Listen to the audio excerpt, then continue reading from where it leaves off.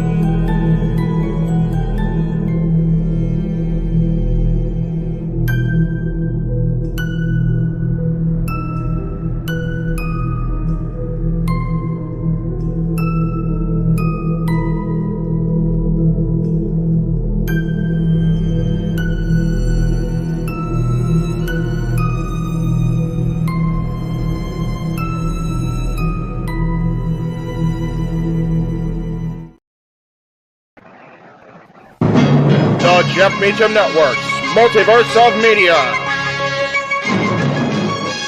For over 15 years, the recognized symbol of excellence and the standard bearer in coverage of sports and entertainment.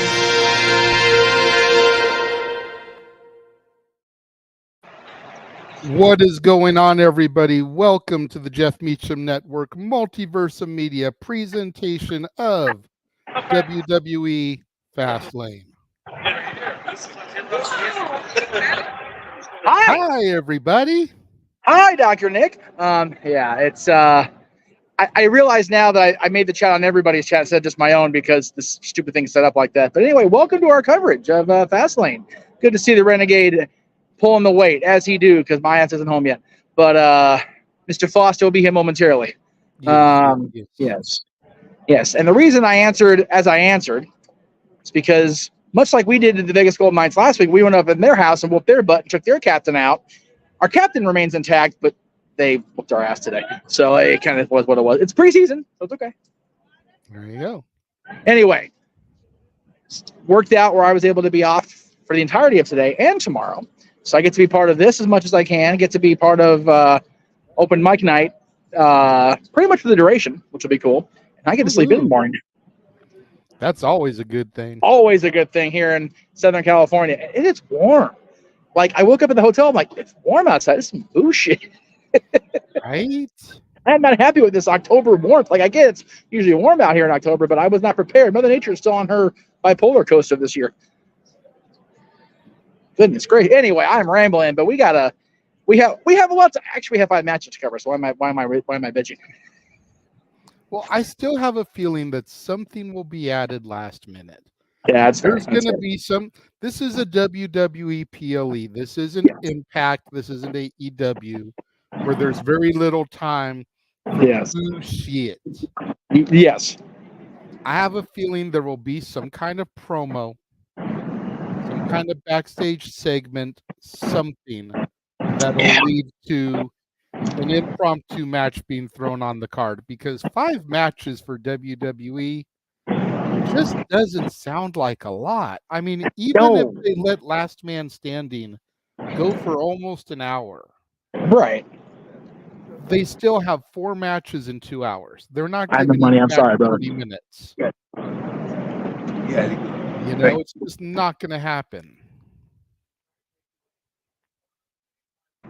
Yeah, even with the length of the match probably going a while and a probable cash in, 5 matches is still almost as loud as that car just went by. But it seems light, a light load. I will say, you know, as far as you mentioned, there's not a whole time to BS. To be fair, Noah will attest to this because that's one of his points of contention. All the filler videos in between the matches is what kills the WWE PLE length. But hell, me and Aaron are okay with a short pay-per-view. That means we can get on the air early open mic. We can get on the air on time open mic night. And he can be done this review before we even start. So there is that. Yes. Yeah, so the weather, okay, let me be a proper meteorologist here. 1 second. It is 86 degrees down here right now. That's some bullshit. I was going to say, my computer says it's 90 up here. Well, to be fair, you're out in the freaking high desert right now. So yeah. If I was home, it'd probably be in the 90s. I can't check that without being off screen for a length of time. But right now, in the moment, LA Live at downtown Los Angeles, it's 86 degrees. And it's just now hit the peak of the day. So we're going to start cooling down as the show rolls along here. Yes. I need to find a place to sit my fat ass down. My legs are hurting. My arms hurting holding this damn thing up. So I'm going to find a spot. Keep talking. Sounds good. Yes. Well, we're obviously waiting for the simple man with the spectacular voice, Noah Foster. Yes. Who, of course, will be joining us shortly. He is currently indulging in some din-din. Yes, as he should, by God. That because the man's going to need his voice, his energy. Yes. Especially if 2 rumored things come to fruition this evening. Yeah, it's one of those. The likelihood of calling the cash-in is always fun, right? See, and that's not even what I was talking about. Oh, okay. Well, please enlighten me what you were talking about, sir. We'll go from there. Well, let's see here. First and foremost, let's get the share screen going. Yes, as we First do. of all, there's the rumor of who is the LWO's mystery man. Now, the key here for me is Rey Mysterio saying that he needed to make a phone call. Right? So that tells me it's not Dragon Lee, because Dragon Lee was already in the arena. Yes. Could have just approached him and confronted him and asked him. Right. So it's not going to be Dragon Lee. We know it's not Cruz del Toro or Joaquin Wilde. They got their asses handed to them last night. Quite so. So who's the mystery partner? Now, the Magic 8 Ball would dictate that all signs point to it being a certain cool former Intercontinental and United States champion. Yes. A man who ran out and assisted the LWO at Backlash in Puerto Rico and is rumored to have signed a deal. Yes. That I would, it's, I don't think they would use advertising filler with a question mark if it was going to be somebody worthy of holding the surprise. You know, we've heard about possibly Carlito, possibly heard about it maybe being Bad Bunny, depending on what Bad Bunny has to promote this week. So there is that option, of course. But I'd love to see. Well, see, Walter, if the shadow had the fro, it'd be too obvious. Mm-hmm. Like we would know it'd be Carly at that point. So I'm down either way. Like I said, I've really felt like I've lightened up on the celebrity hate, watching how far Logan Paul has developed, and quite frankly, astounded me, if I'm being honest. I mean, you know what? Savio Vega with that head shape, it very well could be. Very well could be Savio Vega. Or it could be just a generic shadow. And I'm just being a sarcastic asshole right now because I can. It could be. You just never know. Their mystery partner is going to be the return to the WWE ring of God. There you go. You know what? Going up against the Street Profits and Bobby Lashley, they may need it.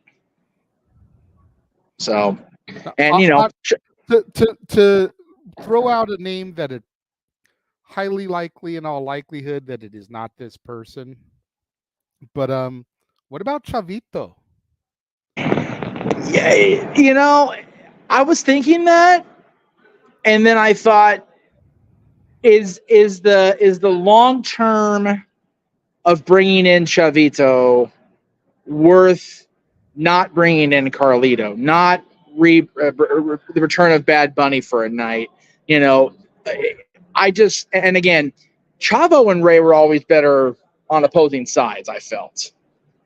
And but how long is Santos Escobar going to be okay playing second fiddle to Rey Mysterio? Well, but that's my whole thing. If it is Carlito coming in, it's definitely better because then Santos is third wheel, if we really think about it, because Ray is full time and Carlito's going to get the pop. Santos is going to be like, fuck, like, what about me? So that could very well lead to what basically both prediction shows are talking about. We got to get that slow burn. We got to get the heel turn, and they're talking about being a slow burn. You have to actually like the match first, guys. Like, they didn't even let that match yet for that slow burn. Like, they got to really make us go, you know, this guy's justified whooping on that Mysterio ass at this point.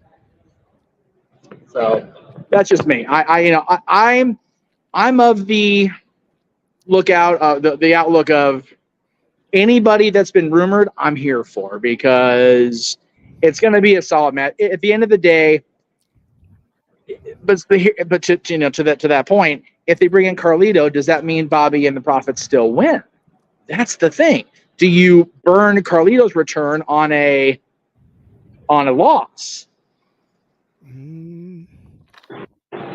And the only way I see that being feasible is if Carlito is the one that actually takes a loss and it frustrates Santos so much. That's where I see that being a thing.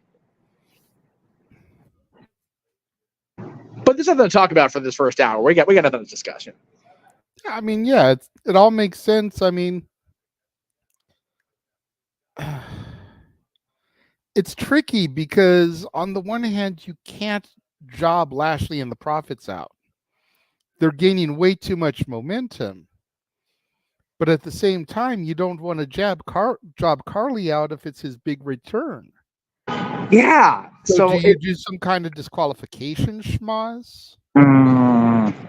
Build it towards Survivor Series, where hopefully by then Cruz and Joaquin are okay, and you can do a traditional 5-on-5 Survivor Series style. Yeah, and that's the thing about these filler pay-per-view or premium live events. It's, you know, that eventually all roads lead to the big four. Mm-hmm. So it's like, okay, how do we get there from here? Because we're in October. There's not going to be a WWE main roster premium live event again until Survivor Series at this point. Yeah. And then, like King Mike says, you can bring Mello and Trick in for the Lashley side. Yes, that's true. Yeah, if they have the NWO at a 5-man team, then Mello and Trick are easy slide in, with the thing that they're still building toward their blow off eventually too. They could have both sides getting ready to beef. Mm-hmm. Like Survivor Series is known for the craziness and the shocking things. By the way, speaking of that, I have something I'm gonna upload into the room here. I want you to put on screen because I was halfway sick by it, halfway like really by it, and I had to show everybody this because I knew I was gonna be on tonight.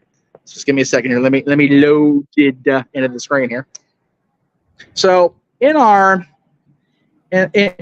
the crypt here, we have a thing called Art of the Game, where they have like autographed pictures, posters of some of the biggest sports names, throughout the sports world. Mm-hmm. And a lot of times there'll be pictures for wrestling. That is not a Photoshop. That is a signed copy of the moment in Montreal, signed by both Brett and Sean. But Brett will never reduce himself to making money off the Montreal thing. I mean, I feel you, but I think once they buried the hatchet. No, I know. I was like, it'd be one thing if he like signed like the match graphic or like, something to do. He signed the moment. Like, damn. Like that's literally about half second before Earl turns to Mark Eaton and upheavals the wrestling world. Like, ooh. I'm walking through going, I got to show that off on the show. Right. Because they had that. They had one of Bruno being bloody in the garden because that was Bruno did. And then one of King Booker right after he became the world champion. So there you go. Anyway, I just wanted to share that. As far as this, the fact that we're talking about it so much is cool for me. Emmanuel's got a point. You need to get Hebner's signature on it just for the giggles. Dude, if they had Earl signed it and Brett knew that Earl signed it, that'd be like, okay, that's just straight up pouring out at that point. Like, damn. Let's just get every money I can out of this since I already got screwed anyway. Jesus Christ. Well, let's move on to the match that is rumored to be starting the show this evening. Yes. And I say rumored because Triple H didn't announce it. I haven't seen it on WWE's Twitter. But some other internet wrestling journalists claim that this is the starting match for the evening. And some people have posted in group chats that I'm in, none of the no DQ ones, that this is the opening match. Right. So,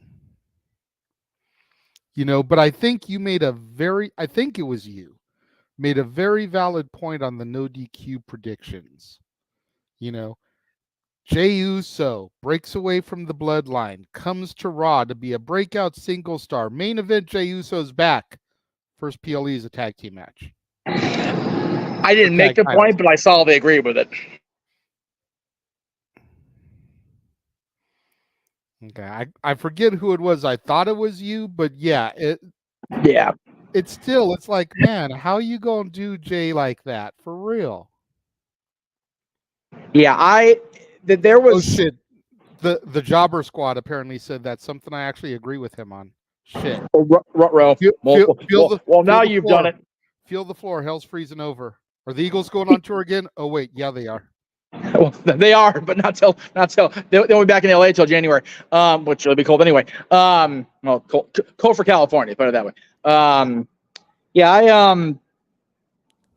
There was discussion in the room about Jay and Cody winning, and then the reason they win is because of more miscommunication with the champions, and that's what leads Priest to go, you know what, the hell with this. And that's why he cashes in the main event, at least for my I think what I ended up going with, because I changed picks like 4 or 5 times. I drive poor Noah crazy on the graphic, on the prediction sheet. I think what I ended up going with is champs retain. And then, no, I'm sorry. I went with new champions, and that's what leads to Priest cashing in. Because even if Cody and Jay do win, they can always lose it back on Monday to Balor and JD McDonough, which is what I think should happen. Because, like you said, Jey Uso doesn't need to be in a tag team long term. That defeats the entire purpose of him coming to Raw. Agree. But a momentary win to further drive that wedge between Balor or between Priest and the rest of Judgment Day, then you've got money in the bank. It's fair. Chris Rotz is saying that Judgment Day retains with Drew costing Cody and Jay the match. It's an interesting take. Cape Rayer says that the only way Cody and Jay lose is if Roman interferes. I don't know about Roman interfering, but it did look like there was an alliance made between Mommy and the Wise Man. What if Jimmy costs his brother the match? What if Solo costs his brother the match? Still keeping Jay kind of simmering in the bloodline business to push towards if we get War Games at Survivor Series.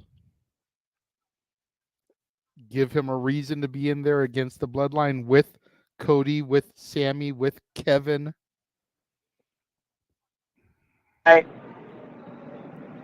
I think we ultimately need to keep building toward Jimmy versus Jay. That has to be on one night of WrestleMania. Agreed. But you don't blow it off at Chicago. You don't blow it off in Tampa. You push that toward Philadelphia.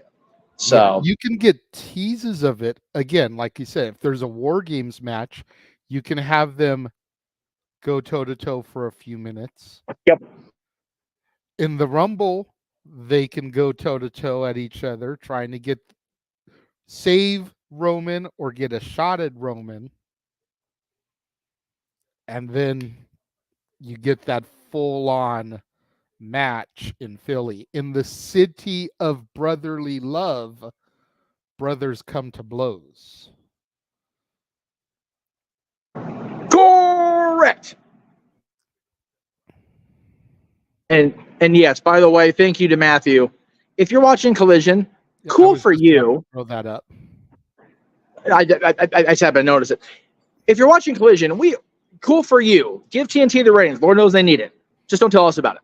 Yeah, I was going to say, granted, right now it's just pre-show for WWE. So at least, you know what, AEW, you beat WWE for 1 hour.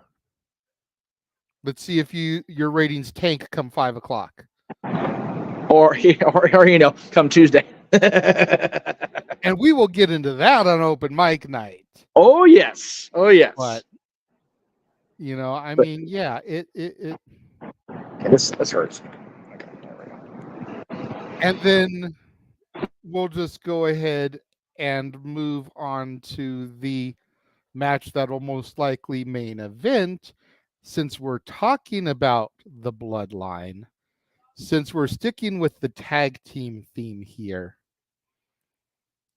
Solo and the man who has shoehorned himself back into the bloodline, Jimmy Uso, versus, according to WWE, the greatest of all time, and the man who's got everybody saying his name, Mr. L.A. night. Yeah. That was good and synced up. I like that. That was good. I told Noah last night on Simply Predicting. This is the easiest match to predict out of the entire night. Really? Absolutely. Okay. Lay it on me. Cena and LA Knight get the victory. You're not going to have Cena in his very first PLE match since WrestleMania lose, especially when you've been touting him as the greatest of all time every week. You're not going to slam the brakes on LA Knight's push by having him lose. What you're going to do is you're going to have Jimmy Uso take the fall. The man who has shoehorned himself back into the bloodline ever since being the one to initially throw the first super kick at the tribal chief. And with the tribal chief making his return to SmackDown this week for the season premiere,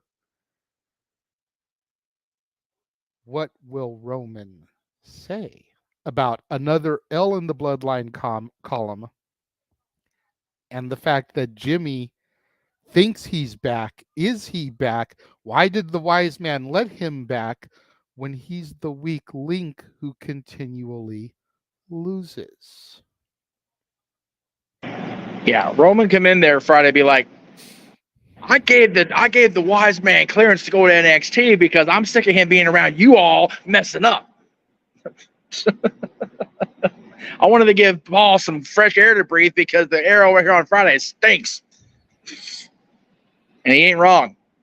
I mean, you know me. I definitely want to root for John and LA Knight because, damn, those are our boys. But it's like,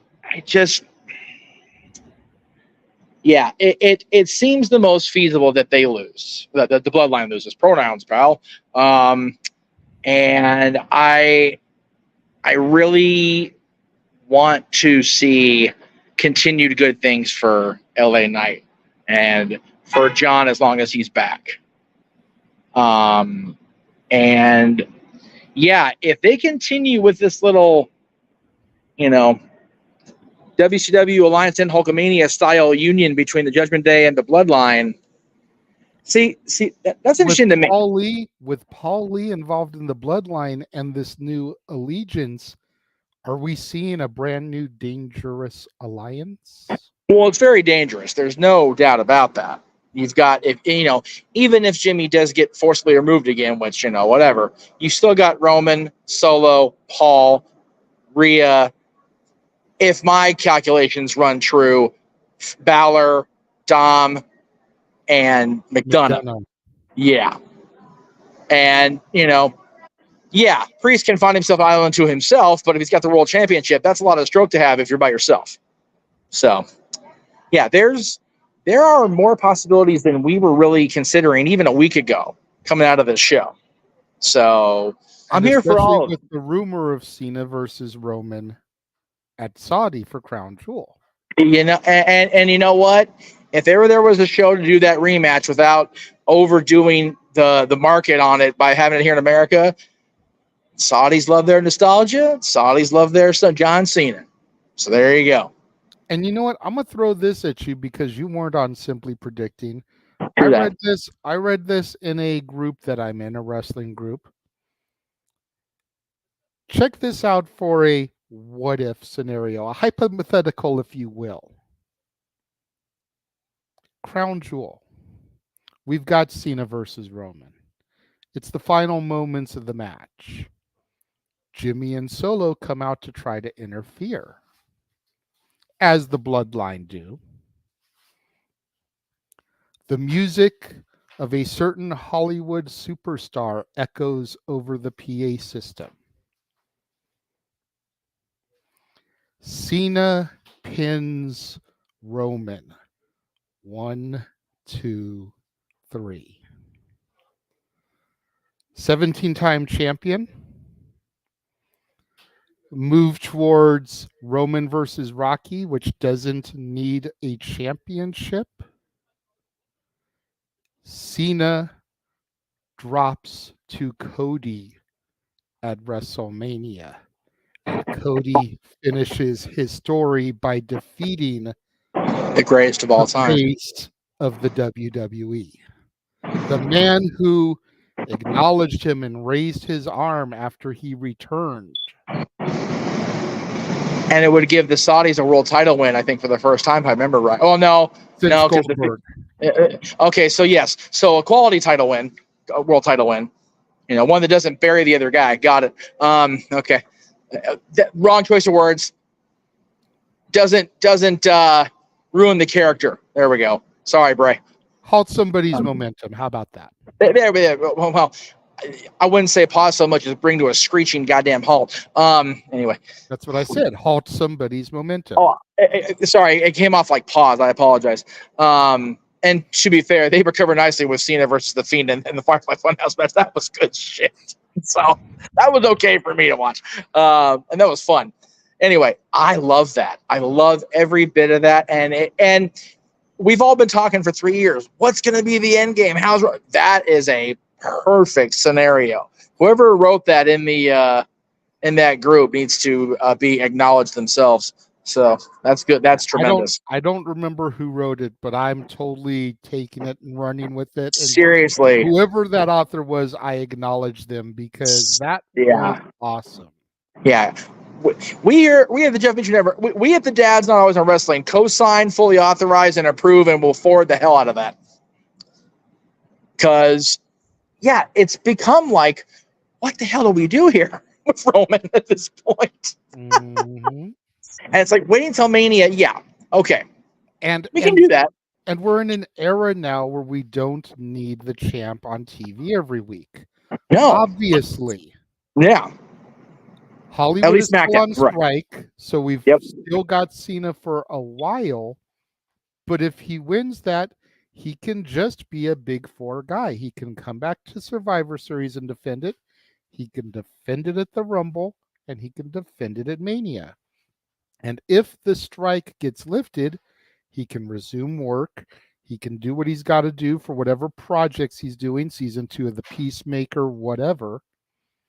And just know that these dates, I'm locked in. And probably the 2 or 3 SmackDowns leading up to those shows. Yep. I would say that's a safer bet to have Cena be the Hogan-esque appearance champion. And if we're being honest, other than Peacemaker, most of John's roles nowadays don't require the action star physicality that Dwayne's do. That's fair. So him being in movies, he can still pull his own load. That's true. And being a Hollywood star, there's the late night talk show circuit. Yep. Red carpet premieres, all with that belt on his shoulder around his waist. Exactly. It can be exactly what WWE wanted him to be in 2006 when he was carrying his championship around and doing the movies that, let's be real, they weren't exactly the highest of quality movies. But, you know, John's got his rhythm down now as a Hollywood player. And him going out on these red carpets, and by the way, thank you to everybody who is watching. Much appreciated. As always, when that banner pops up, that tickles my heart to no end. So thank you. Makes us realize we're working hard and it's being appreciated. So thank you to everybody watching at home. Or if you're watching from your office, even better, because then you're sticking to your boss, and I find that hysterical. Anyway, because I'm just that much of an asshole. Anyway, I think that I'll get back to where my point was if I can think long about it. You were talking about Cena making the rounds in Hollywood, being what they wanted him to be. Yes. Yeah. It's refreshing to me that John can do that now. And yes, you and I have talked about it privately. We talked about it on the air, the fact that he's very much become, you know, the Dwayne he criticized 10 years ago. But he's also acknowledged that himself, that he's, you know, that was his bad in doing that. And at least, you know, we've all come to a point, at least I have, I think you have, I think, you know, those of us who are grown folk have come to the realization that's like, okay, John is a Hollywood star now. John is an actor now. When he comes back, we appreciate having him, and we're glad to have him because he's a freaking goober. He's an idiot, and we love him when he's back. And even having him being, like I said, that Hogan level appearance, a number of appearances, world champion, I'm here for it because that means, like you said, Cody can finish his story against somebody that he hasn't been in the ring with, in a program with. I know John and Batista beat Cody and Ted for the tag titles for like 7 days or whatever, but we've never seen that definitive Cody Rhodes versus John Cena feud, because by the time Cody was at a level he could have been in that spot, John was already 1 foot out the door. So, or Cody was in AEW. So I'm here for that. I'm here for Roman. Again, now that we're allowed to say Saudi Arabia, not country, redacted, I'm all for dropping the title over there and giving them a quality championship win and a quality champion to carry it going forward.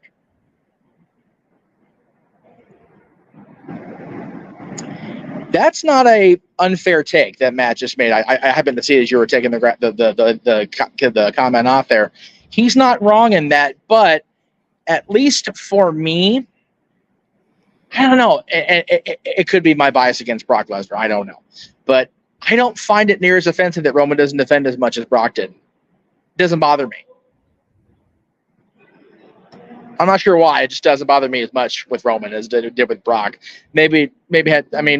Brock being champion at the expense of John Cena's physical health probably didn't help my opinion of it, if we're being honest. Yeah, I would say that's probably a huge reason. But, to be fair, John was on the path of Roman's destruction here, and then Brock Lesnar picked up the scraps afterwards. Last time I saw John wrestle live, so yeah, Anyway. And we want to talk about somebody who is very Cena-esque in their championships. She's inserted herself into yet another women's championship opportunity. Here's where I show my bias here. I'm sorry in advance, y'all. Before you get going, thank you for the super chat, Walter. I did have your other comment regarding that stars that I was going to get to when we got to the title match. But appreciate your super chat. I will throw it up when we get to Seth Nakamura. Always good to have a super chat. Absolutely. Walter's been coming through clutch here lately.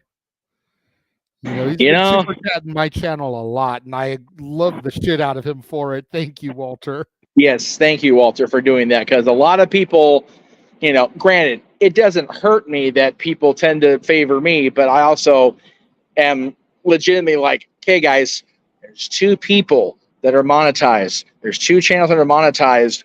3 if you count Greg's when we're on his channel. And yes, we are on Greg's channel. And please super chat Greg's channel as well. He's just like having to wait for a friggin' month for his donations, and I appreciate that. I get it. YouTube takes a huge chunk of that, but please, if you're on Greg's channel, throw a little money his way too. But definitely this guy. This guy is. I have said this privately. I said this too. And we're gonna get myself in partial trouble here. I said this to my sister yesterday. JJ is working his ass off, covering for me when I've been at Disney. Why am I solo shot? I'm not sure. That's okay. It's cool. Because I feel like you're speaking from the heart, so I felt like you did. Oh, okay. Cool. Yeah, JJ has been, able to pick up me not being there and run the rooms, and being able to have him and be able to say, hey, I can't get there at this time, or I can't be there this day. Can you be there? And, 99 times out of 100, he's able to say yes. And I'm very appreciative of that. At the same time, the majority of what I ask him to cover is also on his channel. So I only ask you guys, and this is coming from the heart, and I absolutely mean this when I say it. If you're going to feel compelled to super chat right there on the spot, consider who's doing a lot of the work. Yes, my face is all over this. My name is usually on the marquee. It's not right now because I have a solo shot and we don't have the thing up right now. But End of the day, JJ's working as hard as I am. Honestly, some days twice as hard because I'm not there at all. And yes, Noah and JJ are shining stars on this channel, both on commentary and in JJ's case behind the scenes. So I fully endorse, acknowledge all the cliche words. Get this man, get the monetization every month. Get into the thresholds. The word I was trying to come up with, because right now, and we've all, and I'm gonna totally go inside baseball with everybody. We have told the team that yes, I have a wonderful paying position with the House of Mouse, but a lot of times what you're seeing is our primary source of income, and it's not a lot. So anything you guys can help with, which is why I push so hard to do the direct donation stuff on PayPal, because that goes into my pocket right now.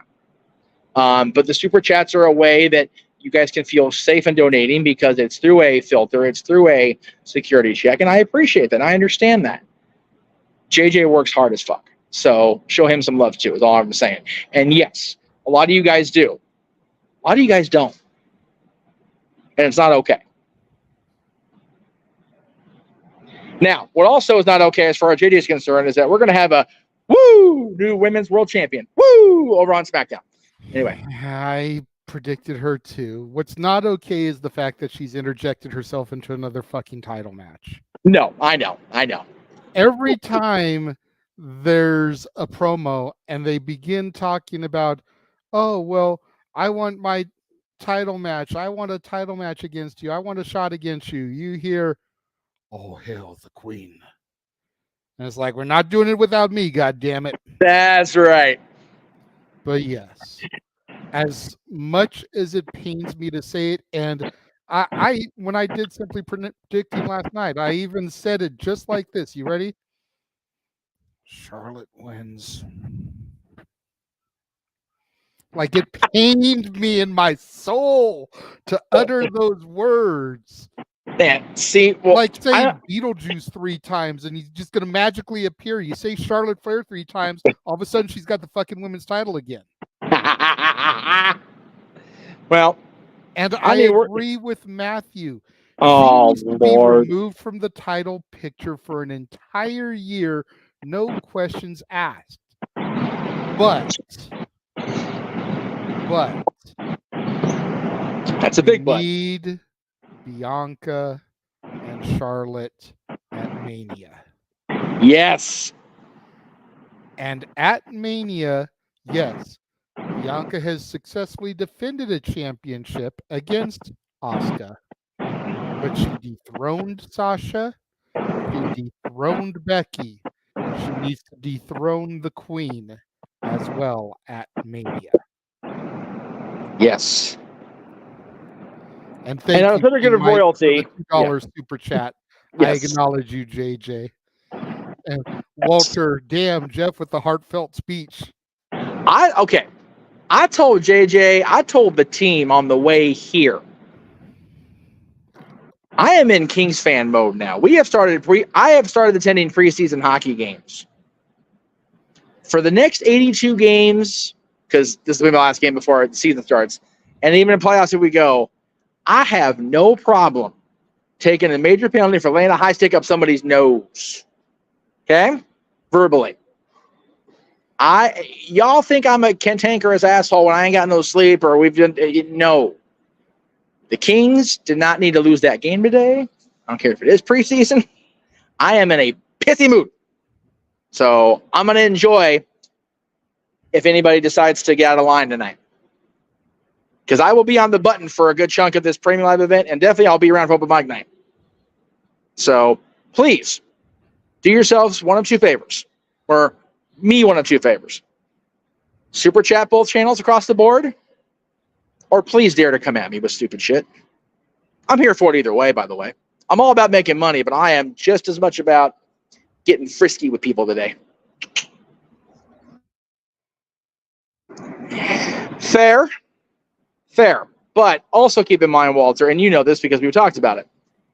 We went into Vegas. Listen to me. The Kings went into Vegas last week, done, whooped on that ass, and took out their captain. They came into our house tonight and made us pay for it. Yes, our team is still intact, no injuries, but yeah, we traded victories in the wrong houses. Now I got to be in Vegas next weekend on business. Mm-hmm. God damn it. And I will agree with what Walter said prior to that. Saying that the Young Bucks were going to win last week hurt me more than saying Charlotte. Accurate. Especially since I called Nick Jackson to dethrone Ray Fenix as well for the International Championship on Wednesday. Thank God that didn't happen. That's one of those, the world's going to be put back on kilter because Mox is going to regain it at Title Tuesday because it wasn't supposed to be lost in the first place. Well, I'm sure the Los Angeles Kings suck, but the Los Angeles Kings don't. So you can sit on timeout there, dipshit. Thank you for sharing. Anyway, moving right along. I'm telling you guys. I'm telling you. I am not kidding today.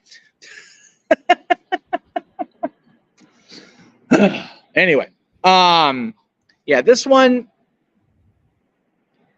I honestly do want Io to retain, if I'm being completely honest, because I think there's still plenty of story to tell with her as champion. They're just not letting her break away from Bayley and Dakota, and it's driving me crazy. Like, Io has the potential to shine on her own. They just won't let her. And we keep hearing about, they may have re-signed Kairi Sane. It's like, okay, then have her come in here and clean house tonight and help Asuka win the championship. Just something different. See, but from what I understand, Kairi did sign. She has put ink to paper. But she had dates in Japan that were pre-obligated that she needed to wrap up before she could come back stateside. I'm expecting to see her debut or re-debut in the Rumble as well. I don't think we'll get her prior to that. I don't know what dates she has obligated. That would probably be a more Noah question. But I don't think we see Kairi Sane until the Rumble. Which is fine too. And I like Io, but her championship reign has been lackluster. Very much so. Very much akin to Liv catching in last year and like, okay, now what? Well, see, Liv, I think, was better. I just think people didn't buy Liv against Ronda Rousey. Fair. If they'd put Liv in there against just about anybody else, I think it would have been a little bit more believable.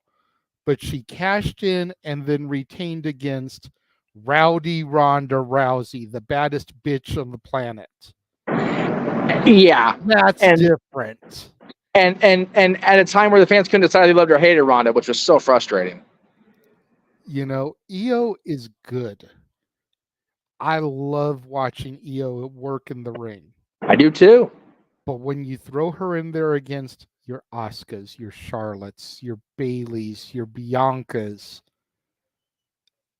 you almost Paul Roma her by default. It's like, really? Yeah. It's like, why isn't she feuding with Shotzi? Yeah. Shotzi's coming after Bayley. Why isn't Shotzi trying to get that title? Right. You know, why isn't Shotzi demanding a title match? Yeah. Io, the Paul Roma comparison, while, we don't like Paul Roma very much on this channel, it's fair because both of them technically sound as a pound. Mm-hmm. But their charisma, black holes. Mm-hmm. Like, Io's got the personality. She just does, she's got a personality, but she's not going to out-personality the other two in this graphic alone. She's not going to out-personality the other two in her own fucking faction. Right, exactly. That's the problem.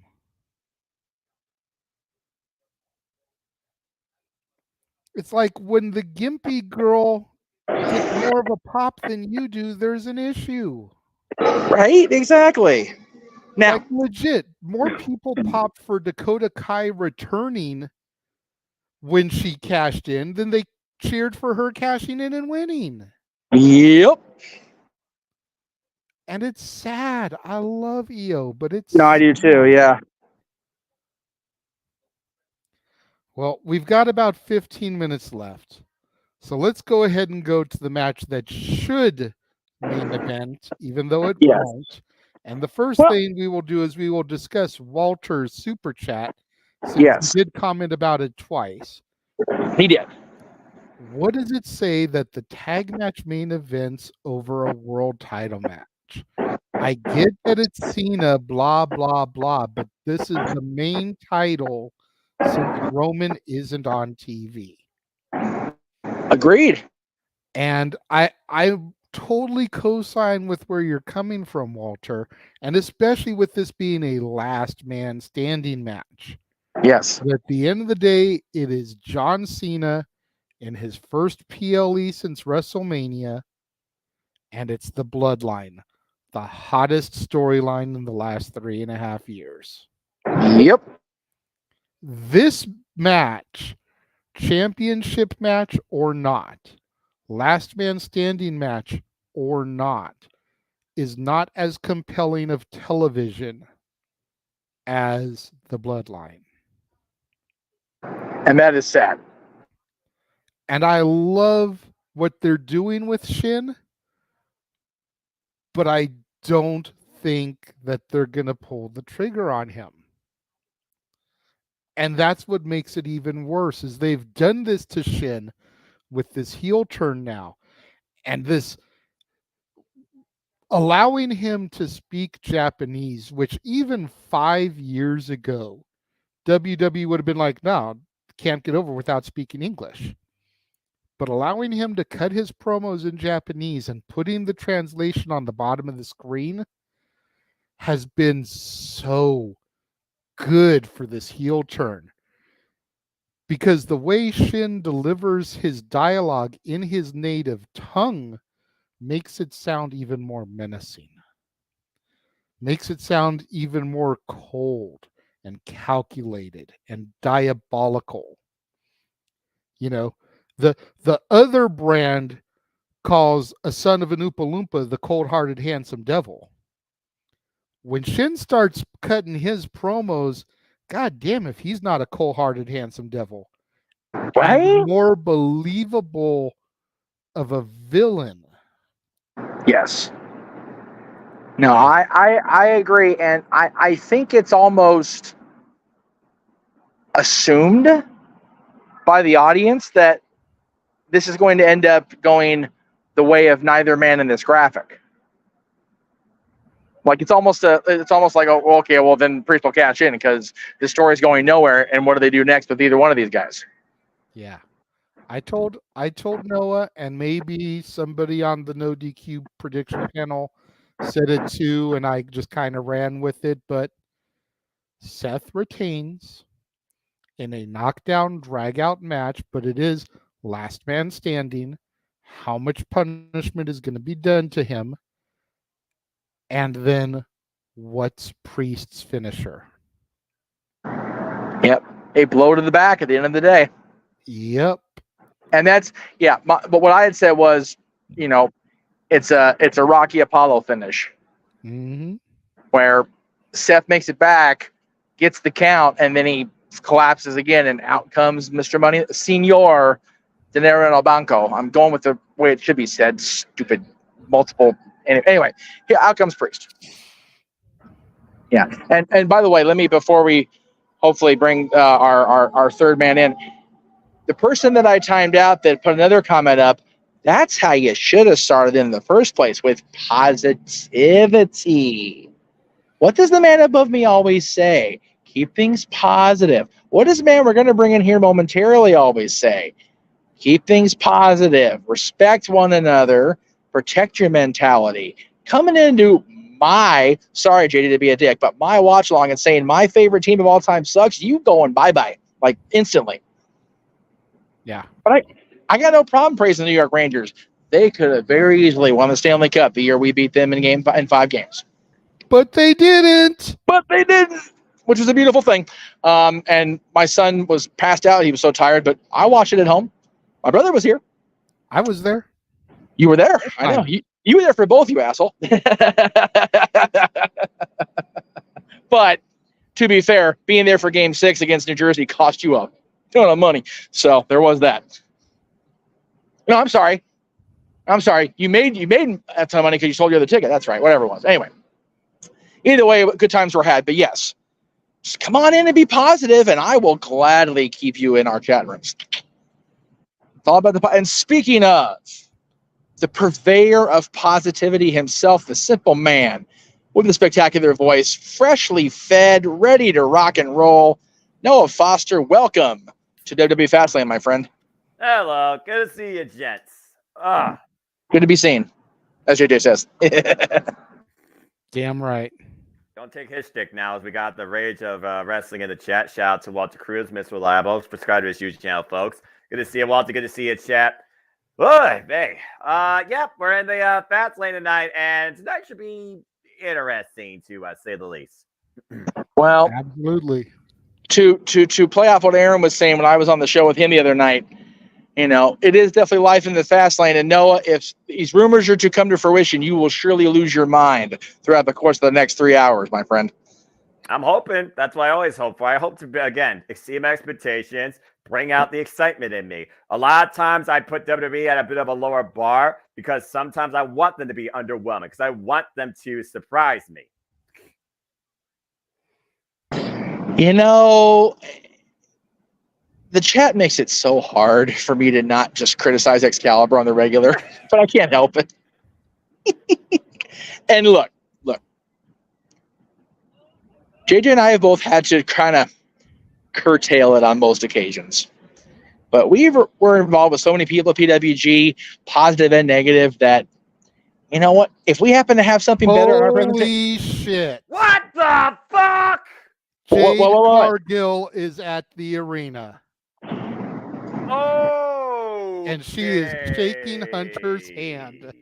Well, JJ, I think let's just get freeze that smile if you can. That's gift worthy right there. I think JJ's night just been made. That bitch is in the building in Indianapolis. And let me just say, what isn't she wearing? Jesus Christ. JJ.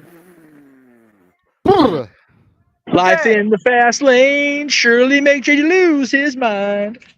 Who needs a freaking girl with a checker flag when you got Jade Cargill on your screen? Good grief. Great. Yes, and keep in mind that not everybody's feed is exactly the same, so try not to post comments until we call the action. Acknowledge them. Yeah. Because Matthew posted that before her SUV even rolled up. Well, so spoiler alert. Well, you know, a few seconds. Give or take. It confused me because Noah came on screen. Jade on screen. I'm like, you know, I'm not a blind man, but I don't think Noah looks like Jade Cargill. But okay, hey, you know. I mean, the last time I checked, I'm not either. And Jesus, that was random. And then all of a sudden, I just see that coming out of the vehicle, and I'm like, okay, business might have just picked up. Yes, quite so. Well, I'm going to wander. To go back really quickly to what Emmanuel said, yes. His sister heard that a certain someone might dance tonight. Yeah, that'll be Jey Uso if he does the Haku. We did say on Simply Predicting that if we got enough super chats, this man was gonna whip in Nene tonight. Fuck that shit. That ain't happening. What? I don't even know how the fuck that. I don't even know what the fuck that is. I remember that being a category on Pyramid for some reason. And that was during the Michael Strahan Pyramid, which most people don't even remember. Dick Clark. Oh, speaking of, you mentioned Emmanuel and Arlene. Going back, briefly, I don't mind. Well, okay, anyway, we'll talk about that during Mike Night because that's more of an old topic than is a fast lane topic. But yeah, going back to the match that Noah came in on, what? Dude, they are obsessed with having you do the Macarena. I swear to God. Why are they having? Why does everybody want a dance from 6th grade during 2023? 6th grade. God damn, I feel old. You saying it was in 6th grade for you, Jiminy Crickets. Anyway, Let's not go down that road. Anyway, yeah, continue. no, that's definitely up and down the only road of faith. Anyway, We did just get a super chat from Walter. Another one, $5. Thank you very much. He says, sharing the love, but goddamn, Jade on my TV looking sexier than ever. Take notes, TJS. That's something you lust after or make your dumb jokes about. If you have a very small mind, but I digress. Okay. sorry, I was looking for that bus that just nailed TJS courtesy of Walter. Give me a sec. It was over in the fast lane. Okay, we're good. We're good. It passed by. Yeah, it's in the fast lane in Indianapolis. There you go. Yeah, the night, and it was over 50 miles per hour, so it didn't explode. Yeah, I understand that reference. That's a good one, Noah. That is a good one. That's a good one. Movies, that's a good dig there. I try. Well done, That Mr. was a solid take. Yeah. Golf clap for that. Very nice. Very nicely done. Like I said, when I was once a wee lad, I watched movies, and yes, I have seen Speed. So, JJ, when we first came on the air for this pre-show, the game was already over, and I was making my way to the parking because they're gonna let people in for Meet the Players, right? I told you that. Mm-hmm. Take a look behind me. Can y'all see the crowd of people back there? Yes. They are still waiting to go inside to Meet the Players now, and it's almost 5:00. Jesus. This is why I don't do shit very often with the Kings anymore. That just goes back to their popularity, I guess, and the fans support. It is wonderful to have this team. Organized nature of the Crypt staff. I was going to say this is awesome that we have this many season ticket holders that are going to this event. That's so cool.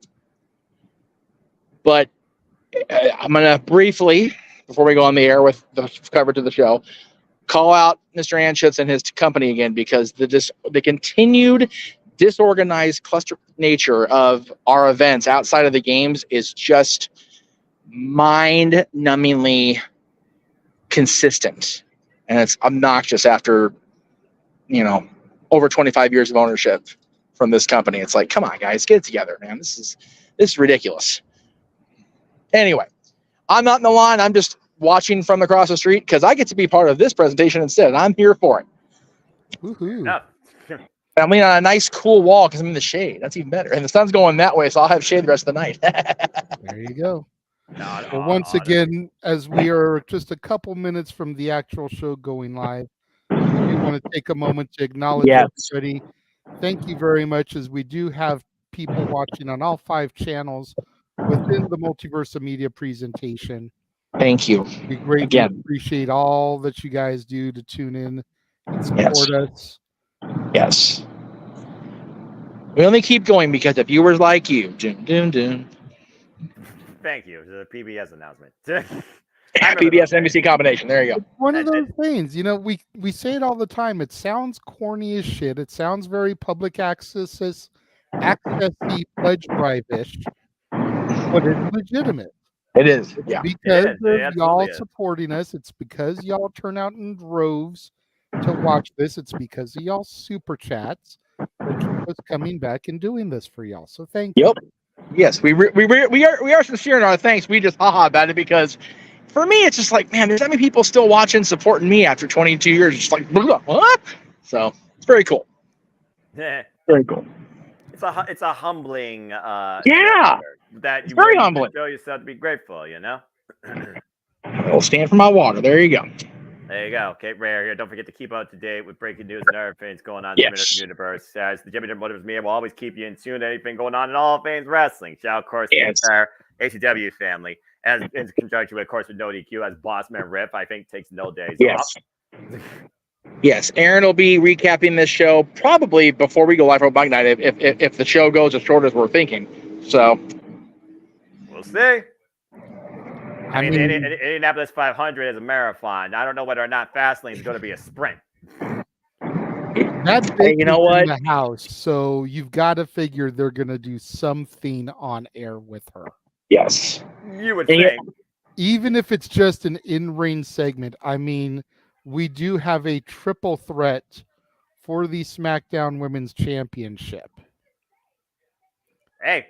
Could she... insert herself in the match via getting somebody DQ'd? Could she pop up post-match to stand face-to-face with whoever the champion is? Possibilities, JJ, possibilities, but don't go anywhere, folks, because we're staying right here as the show is about to kick off right now. Yes. Synchronize our televisions. Yes. Warning. Be aware if you do something illegal. You guys do that. I'm good over here. Warning gone. And black screen. And there's Andre Slam. Then. Okay, I'm a little bit ahead of you. I will pause after the Together Forever. Yeah, after the Together shows up or after it fades away. Forever.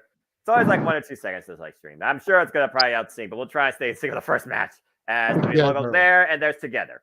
All right. Yeah, cool. And black. Black. Perfect. All right. That should do it. The Indianapolis Motor Speedway. Of course. Got to use footage. The irony, but yeah, the irony but sucky thing is, the show, of course, airing on Peacock United States. The newly branded Peacock Theater is right here, but I need to be here for when the thing's over, so I make sure Dad and Patrick meet me on the way out to the car. Damn, it'd be perfect to have the Peacock Theater behind me during the Peacock presentation. Right. You know what? There's still a crowd. I'm going down there. Hell with it. Hey, you might as well, man. Get while the getting's good. Probably better Wi-Fi down there too, if I'm being honest. About to say to be stronger Wi-Fi. It's probably be more juggled though with how many devices are probably using it. That's a fair take, Emmanuel. What would be great is if they give her a live mic and she cuts my promo. JJ will never hear the end of it. I will mark the fuck out. I wouldn't blame you.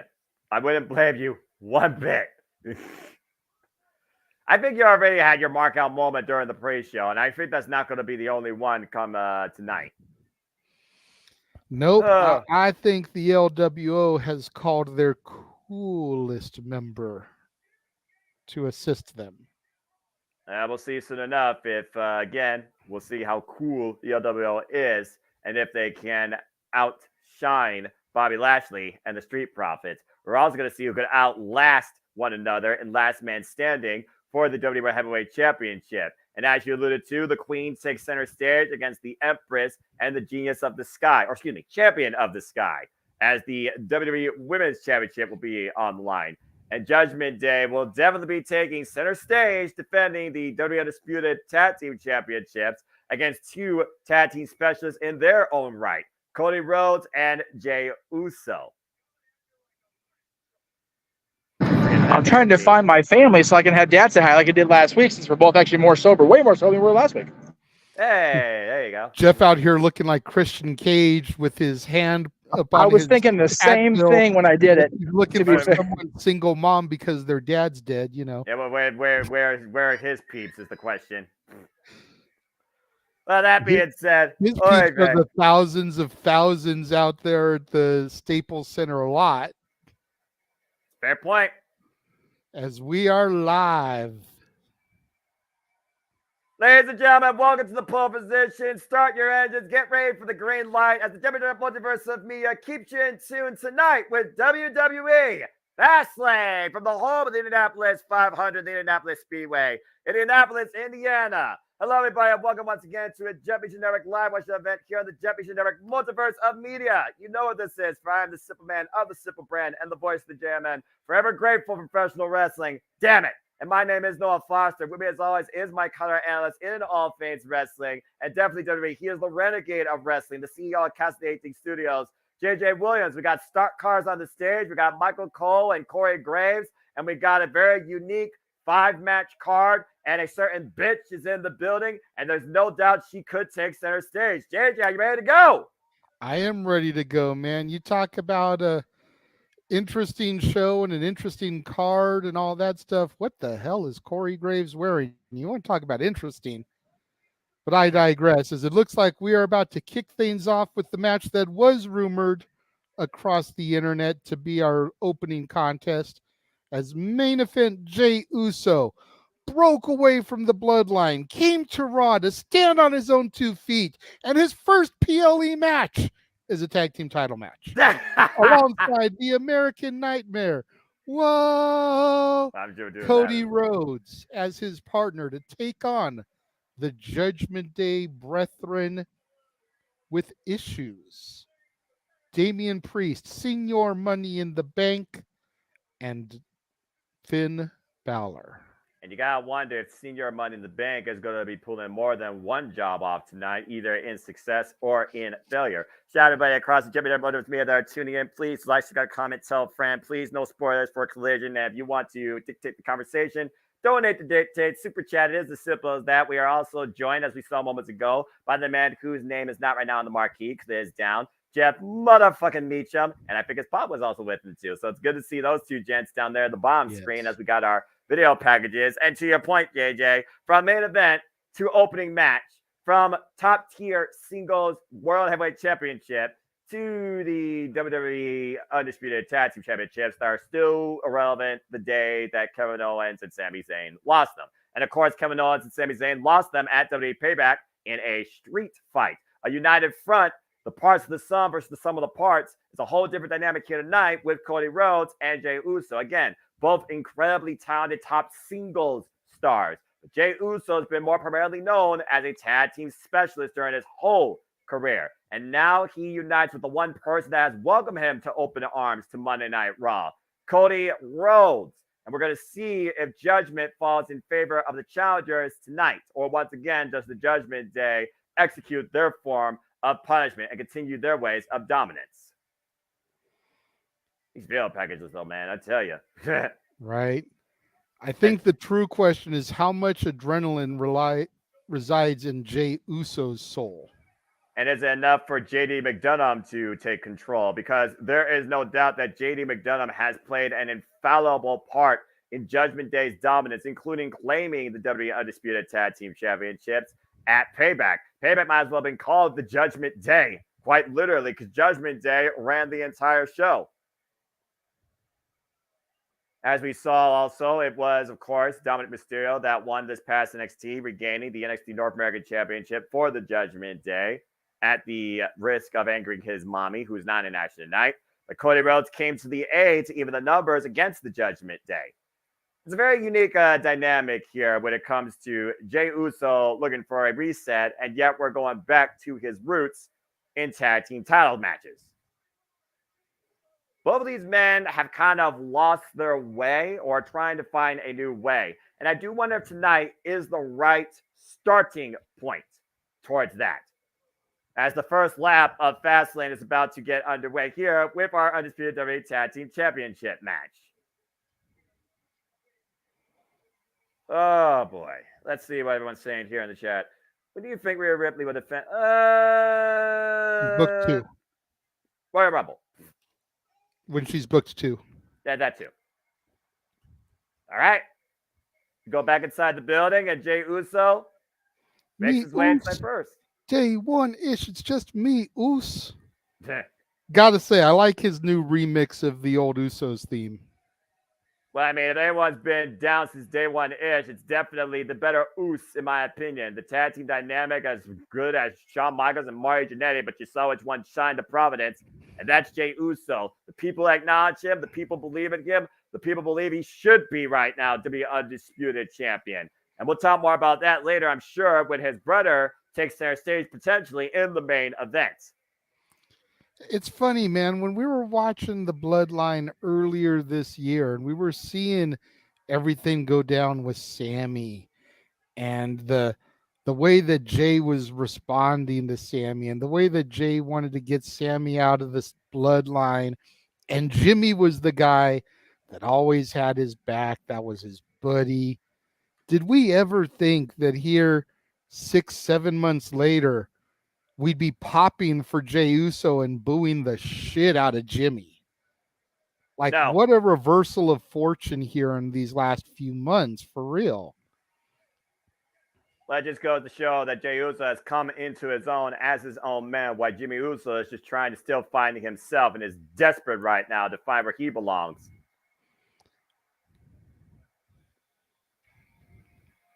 As we And are of now course- reminded that wrestling has more than one royal family, and the American Nightmare makes his way to the ring.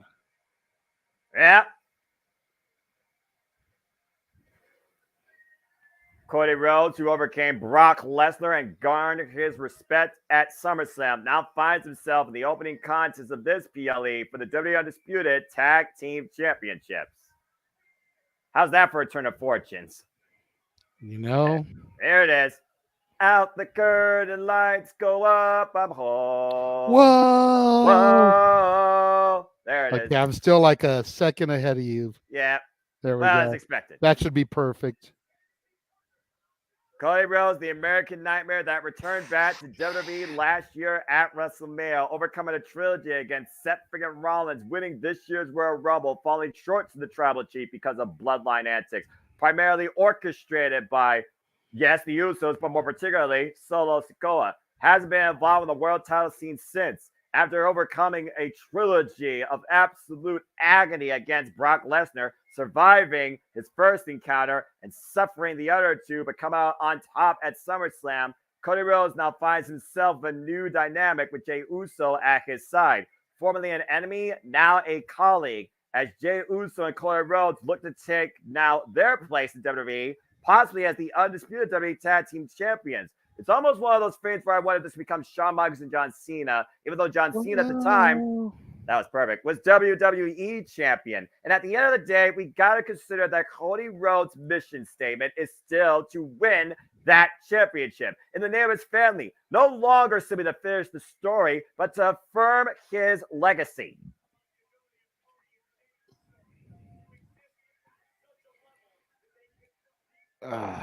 Boy, I got mixed feelings about this. Just taking it all in right now. I know. It's like, about this. On the one hand, man, you want to see main event Jey Uso have some success since coming to Raw. You want to see some gold around the American Nightmare's waist, even if it is just tag team championships.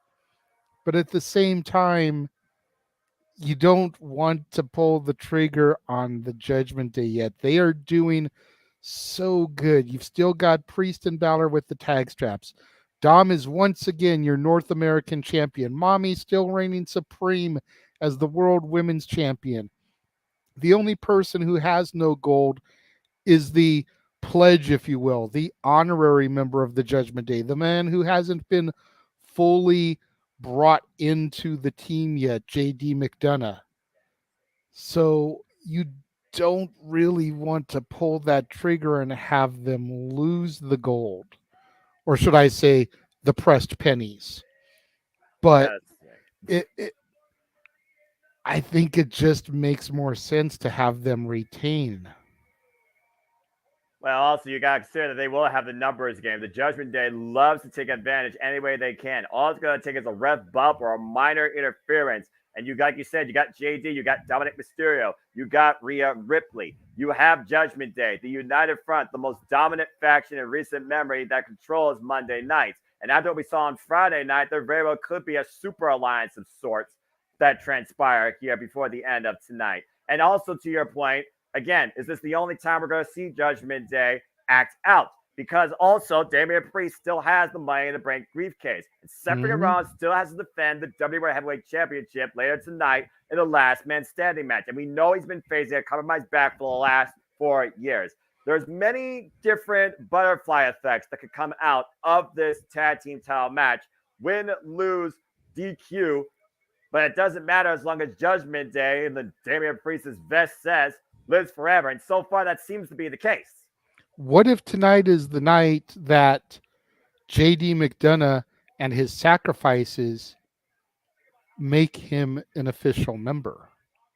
You think about the sacrifices JD already took. He sacrificed his body at that announce table during that freaking street fight. He's also sacrificed himself to attack anybody that threatens the Judgment Day's dominance and their ways on Monday Night Raw. He's presented Damian Priest a true Judgment Day-esque Money in the Bank briefcase.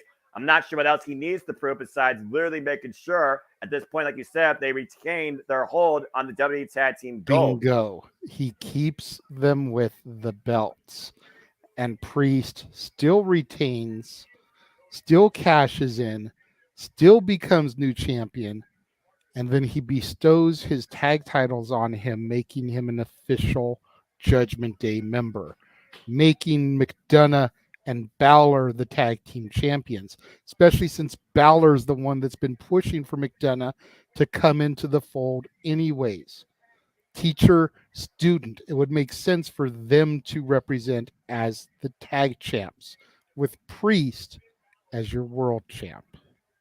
A lot of what it is as this match is underway, and we start off with Jey Uso and Damian Priest. Damian Priest, who invited Jey Uso to join the Judgment Day when he first came to Monday Night Raw, since he didn't have a family.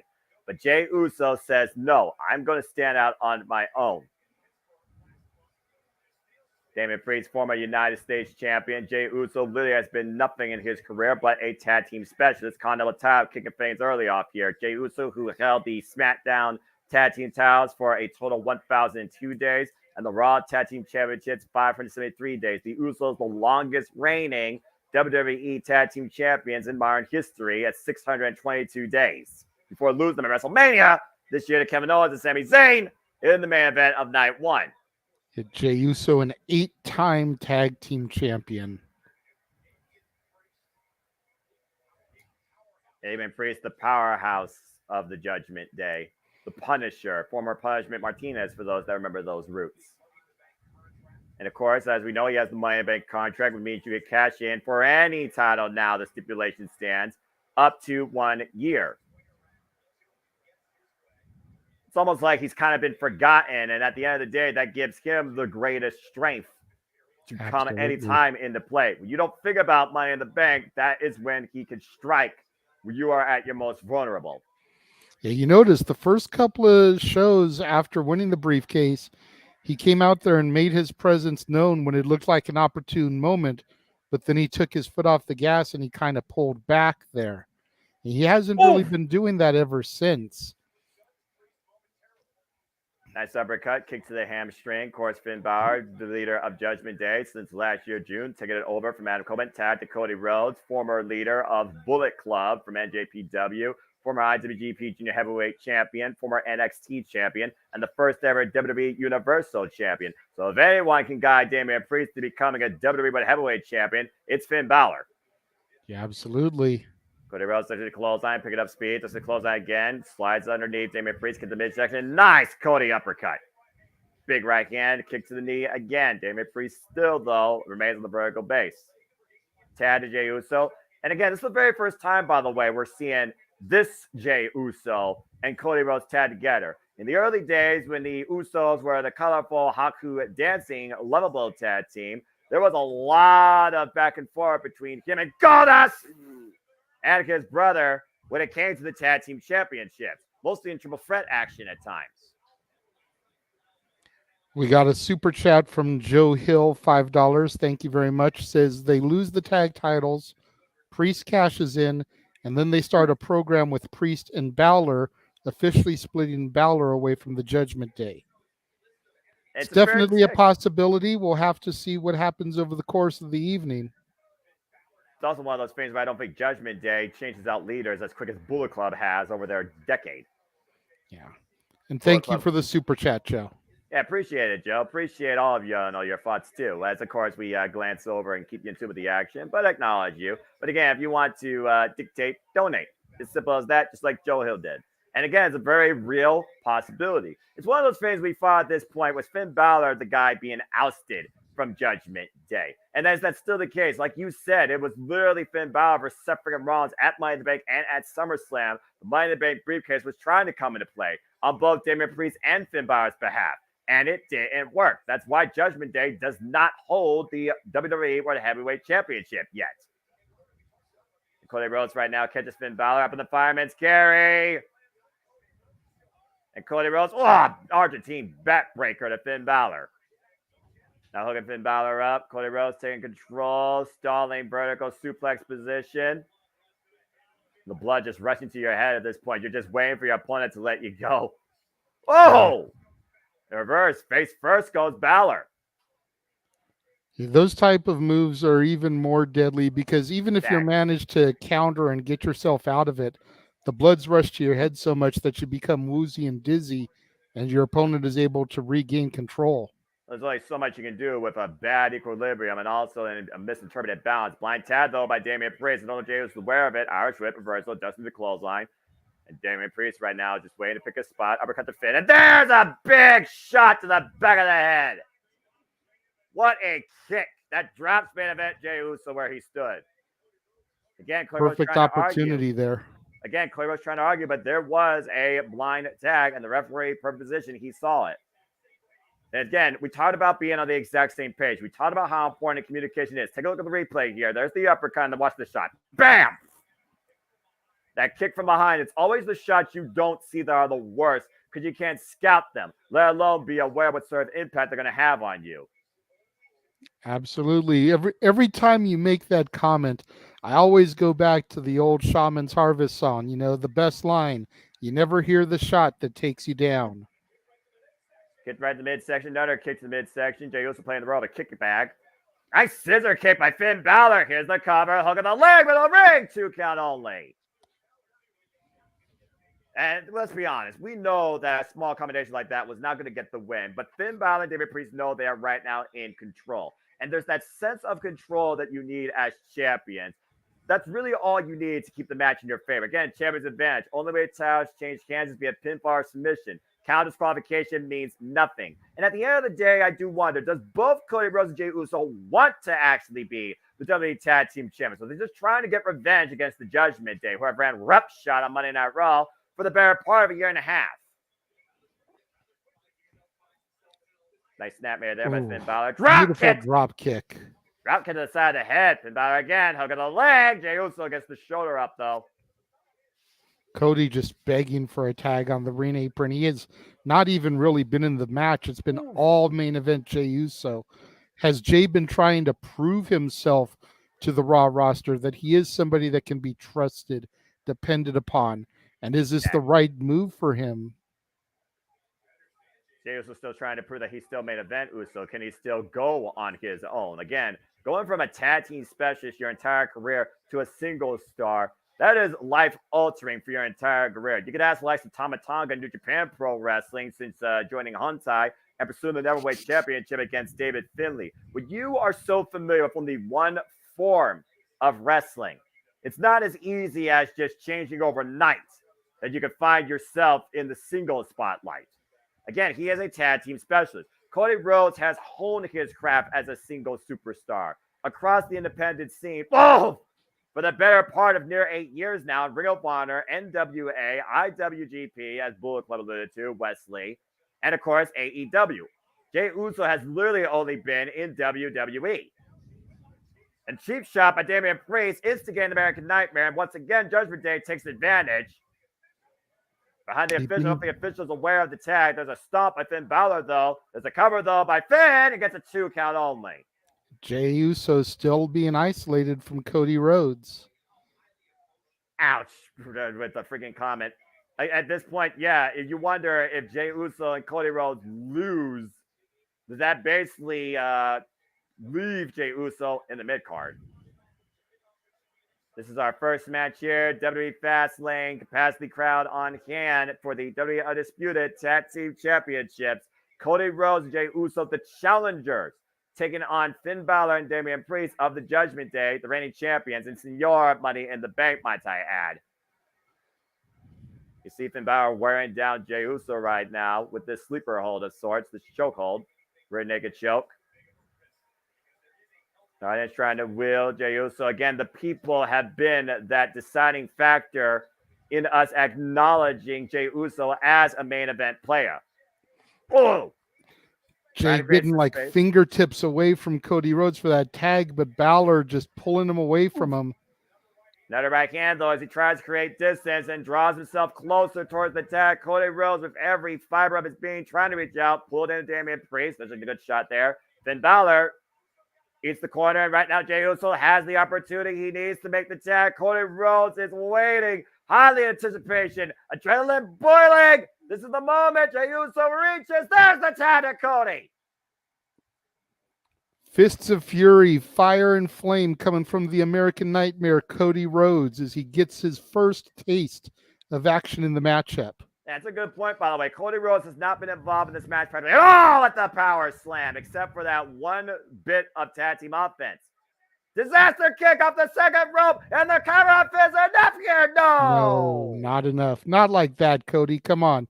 It's going to take a little bit more than that. But Cody knows right now that he and Jey Uso are in the driver's seat. They have taken the lead position. They have to stay there now. They have to run the course if they're going to come out here tonight, not only beating the Judgment Day, but I think an accessory becoming the WWE Tag Team Champions. And Priest went out on the apron, caught, dragon screw leg whip. Damn, that move has to suck. With the roll up by Finn Balor, taking advantage too. No. And he had the tights as well, but the referee opposition. Now Cody looking for crossroads counter. Now Finn Balor looking for the reverse DDT. Up kick by Cody. Good combination with these former Bullet Club members, and Conor again. Drives him down. And Finn Former Bullet Club leaders, correct? Yes, that is correct. They were proverbial leaders in their own age. Like Kenny Omega at the time when Cody was there was a whole conflict about who truly should have led Bullet Club. Go back to the archives ninjaworld.com to check out more of that, folks. Finn Balor, the Prince, looking not to miss. Targeted sight. Lining up Cody Rhodes. Miss! Shotgun drop kick in the corner. Might as well have been a miss, though. And Finn Balor right now sees Cody Rhodes in the drop zone. And Cody. Cody back up too quickly. Finn took too much time setting up for the coup de grace there. Well, again, this is the same guy that fought with a torn pectoral muscle inside Hell in the Cell. It's going to take a lot more than that to keep Cody Rhodes down, even just for a coup de grace. Let alone a coup de grace on its own, probably trying to keep the American Nightmare down. Yeah, that's fair. I mean, if that had been Jey Uso, he might have been successful because Jey Uso was just physically decimated the whole first half of the match. Jesus Christ, the strength of Cody Rhodes. And he's just holding him up. And long way down for Finn Balor. God. And again, both men grasp in the back of their head and neck with the sudden stop hitting the mat. Take a look at the replay here, JJ. God, the force. Vertical superplex. Woof. Both men down, both corner men waiting for the tag. Both men in need to tag out their partner. Cody Rhodes and Finn Balor just trying to figure out where they are right now. And again, we're in Indianapolis. There's the tag. And there's the tag on both sides. Jey Uso, Damian Priest, renewing hostilities. One of the first men that met Jey Uso on Monday Night Raw. The instigator to try and bring Jey Uso into the Judgment Day. Big shot by Jey Uso. Spit punch a la The Rock there. And the electrifying look, especially with the blue gear tonight. That's kicked to the midsection. Uso right now. Ooh.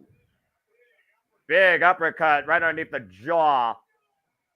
No way. Up in the fireman's carry. Jey Uso lets Damian Priest. Damian Priest gets out of it, though. Big headache clap, though. Got his bell rung there. Spot the kick. Damian Priest up around. Great enzuigiri. Falls in the corner right now. Jey Uso right now has a chance here to put down the Punisher of the Judgment Day. Think he's looking to channel his daddy here with a little bit of backing that ass up.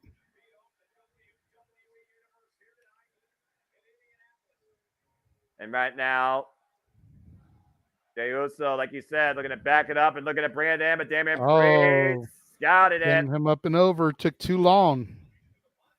It literally beat him to the punch, but he able to counter it. Now Jey Uso up at the top rope again. And got him with the crossbody. There's a cover, hook of the leg. No. What is going through Jey Uso's mind right now? As Damian Priest rose to the outside to prevent a follow-up pin attempt. Take a look at the replay here. Look at the distance he got with this crossbody, JJ, and he got all of it. Yeah, he did. Look at the leg, but only 2 count. Great amount of body on body there for that cover, too. Well, again, fundamentals. You want your full body weight on the cover. You want to hook a leg. Jey Uso did everything right. Damian Priest just survived. And Damian Priest right now hooking Jey up. And down goes Jey Uso hard. And Damian Priest rolls in the cover. And 2 count only. Not enough. Didn't quite get him south of heaven, but definitely drove him pretty close to hell with that move. Take a look at this. Woof! Jumping flatliner of sorts. But still not enough to put down the main event, Jey Uso, in this opening contest. Priest looks like he might be limping a little bit. I'm not quite sure. Well, considering he took a dragon screw leg whip earlier, that's not something you simply recover from over time. That affects your muscles for a long duration. But he is scouting and picking a spot. Looking to follow in. Jey Uso with a back elbow strike. Now Jey Uso. Oh! Climbing up to the middle rope there. Priest has him hooked, looking for a razor's edge, maybe. Yep, the razor's edge. A huge fall, not from Grace, but Jey Uso able to get out of it. There's a pop shot to Finn Balor. Damian Priest up and over to the outside. Lands on his feet, though. And Uso's gonna fly. Yeah, looking to fly for the rails. The top bag Suicida connects, and Damian Priest crashes face first into the announce table. Damian Priest's eyes right now were on the back of his head. He is on Dream Street at the moment, and he is still the legal participant. Now Jey is looking to fly. Uso splash! Got the leg hook sitting on his chest. No! Balor with the save. I'm not sure how Finn Balor was able to save the titles there. And Cody Rhodes now coming in off the second row. Cody Cutter! Again, though, immediately grabs the head and neck, still feeling the effect of that vertical drop superplex. Take a look at this. Off the second rope, got all of that Cody Cutter. Perfectly called, JJ. These four men showing the wear and tear of this battle. Jey Uso, once again, though, looking to pick a spot. Damian Priest may not be aware of it. Look at the fire right now in the eyes. Jey Uso revving up, looking for something big here out of the corner. And looking to follow it. Oh! Priest may be playing possum. Got him caught. Got him hooked. Nope. Counter. Jey Uso doesn't leap again. And spear! Ooh, man. Cutting him in half like an Indianapolis Colts quarterback. Shades of his cousin, Roman Reigns, with that spear. Hey, I acknowledge that move. And Jey Uso right now needs to acknowledge how close. Oh, give me a freaking break. Dirty Dom and Mommy coming out to try to secure the tag titles, but you notice I don't see JD McDonough. Yeah. And right now we have Ripley confronting Jey Uso. Again, Jey Uso would never hit a woman. But there's definitely some subtle tension here right now. Jey Uso might not hit a woman, but the million-dollar question is will he smack a bitch? Well, I mean, again, I don't know. There is a difference. Yeah, well, I'm just saying. I mean, that's absolutely fair. You're not wrong. That is absolutely fair. And the look on Mommy's face, because she knows. Now, she knows what she did there. She literally made sure the Judgment Day had a chance to capitalize. She distracted Jey Uso long enough. And now Damian Priest and Finn Balor, once again, using the numbers game to their advantage. The only way Judgment Day stays ahead. Oh, wow, Jesus. Man, big Top rope Hurricane Rana. And Frankensteiner starts to Finn Balor. The Kudagra connects. And that might do it. Covered by Finn. Oh. Cody Rhodes in at the last possible nanosecond to save the opportunity for him and Jey Uso. And Rhea Ripley, you see the shock and awe on her face. She can't believe it. And you also talked about that knee earlier, how he was limping. Notice the way Damian Priest's knee buckled on that. Damian Priest is down right now. He might have suffered an injury. Mm-hmm. This might have just become verbally a handicap match. But it's all four men right now looking to stand off in the middle of the ring. Fire in their eyes. Who can capitalize? Here we go. Brawl is underway. Jey Uso, Finn Balor, Damian Priest still trying to find filling in his leg. And Cody Rhodes. Fuck, God, just caught him with hesitation press kick. Sling blade from Finn Balor to Cody. Super Walks kick. into a super kick, though, by Jey Uso. And there's JD McDonough. And Finn Balor, though, the O'Connor roll, the reversal, Jey Uso cover, two, thrown off. Oh, the big kick by Mommy, that bitch! One, by Finn two. Balor. Two, give it low! Jey Uso still kicks out. What? Mommy can't believe it. Senior Money in the Bank's briefcase to the dome was not enough. How the hell was Jey Uso able to kick out off that shot? Take a look at this. Bam! Side of the head. Perfectly. Falls in the cover. Finn Balor, deep hook, and Jey Uso survived that. Balor meanwhile- down, uh-oh, Uso Damian down, Priest. Cody and Priest on the outside, chokeslam to the hardest part of the ring apron. And JD Priest by- McDonough laid out ringside. Praised by winning still, but again, to your point, JD McDonough throwing himself in harm's way for the sake of the Judgment Day. Rhea Ripley and Damian Priest especially need to take notice of that. And right now, I might want to take notice that Damian Priest might be looking to send Cody Rhodes to hell. Oh, no!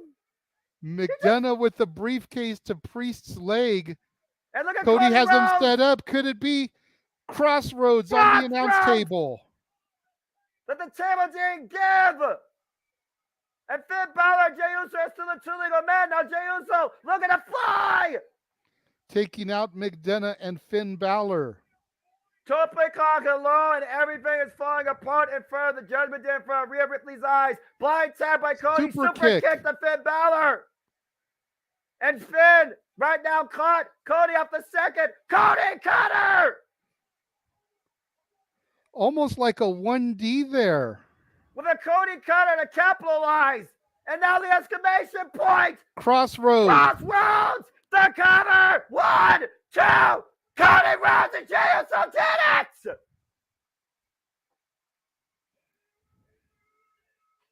Unbelievable. Judgment Day falls in favor of the challengers. Main event Jey Uso and the American number Cody Rhodes are the new undisputed WWE Tag Team Champions. What a wild ending to this opening contest. Judgment Day has fallen, and JD McDonough was the reason. Good grief.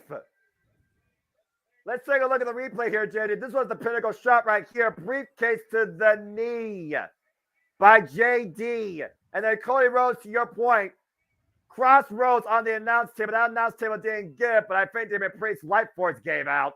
Tope con low by Jey Uso wipes out both Finn Balor and JD McDonough. Rhea Ripley couldn't believe it. And as you alluded to, a modified 1D of sorts with the use of the Cody cutter and a Crossroads. Cody Rhodes pins Finn Balor, and Carlos Jey Uso have done it!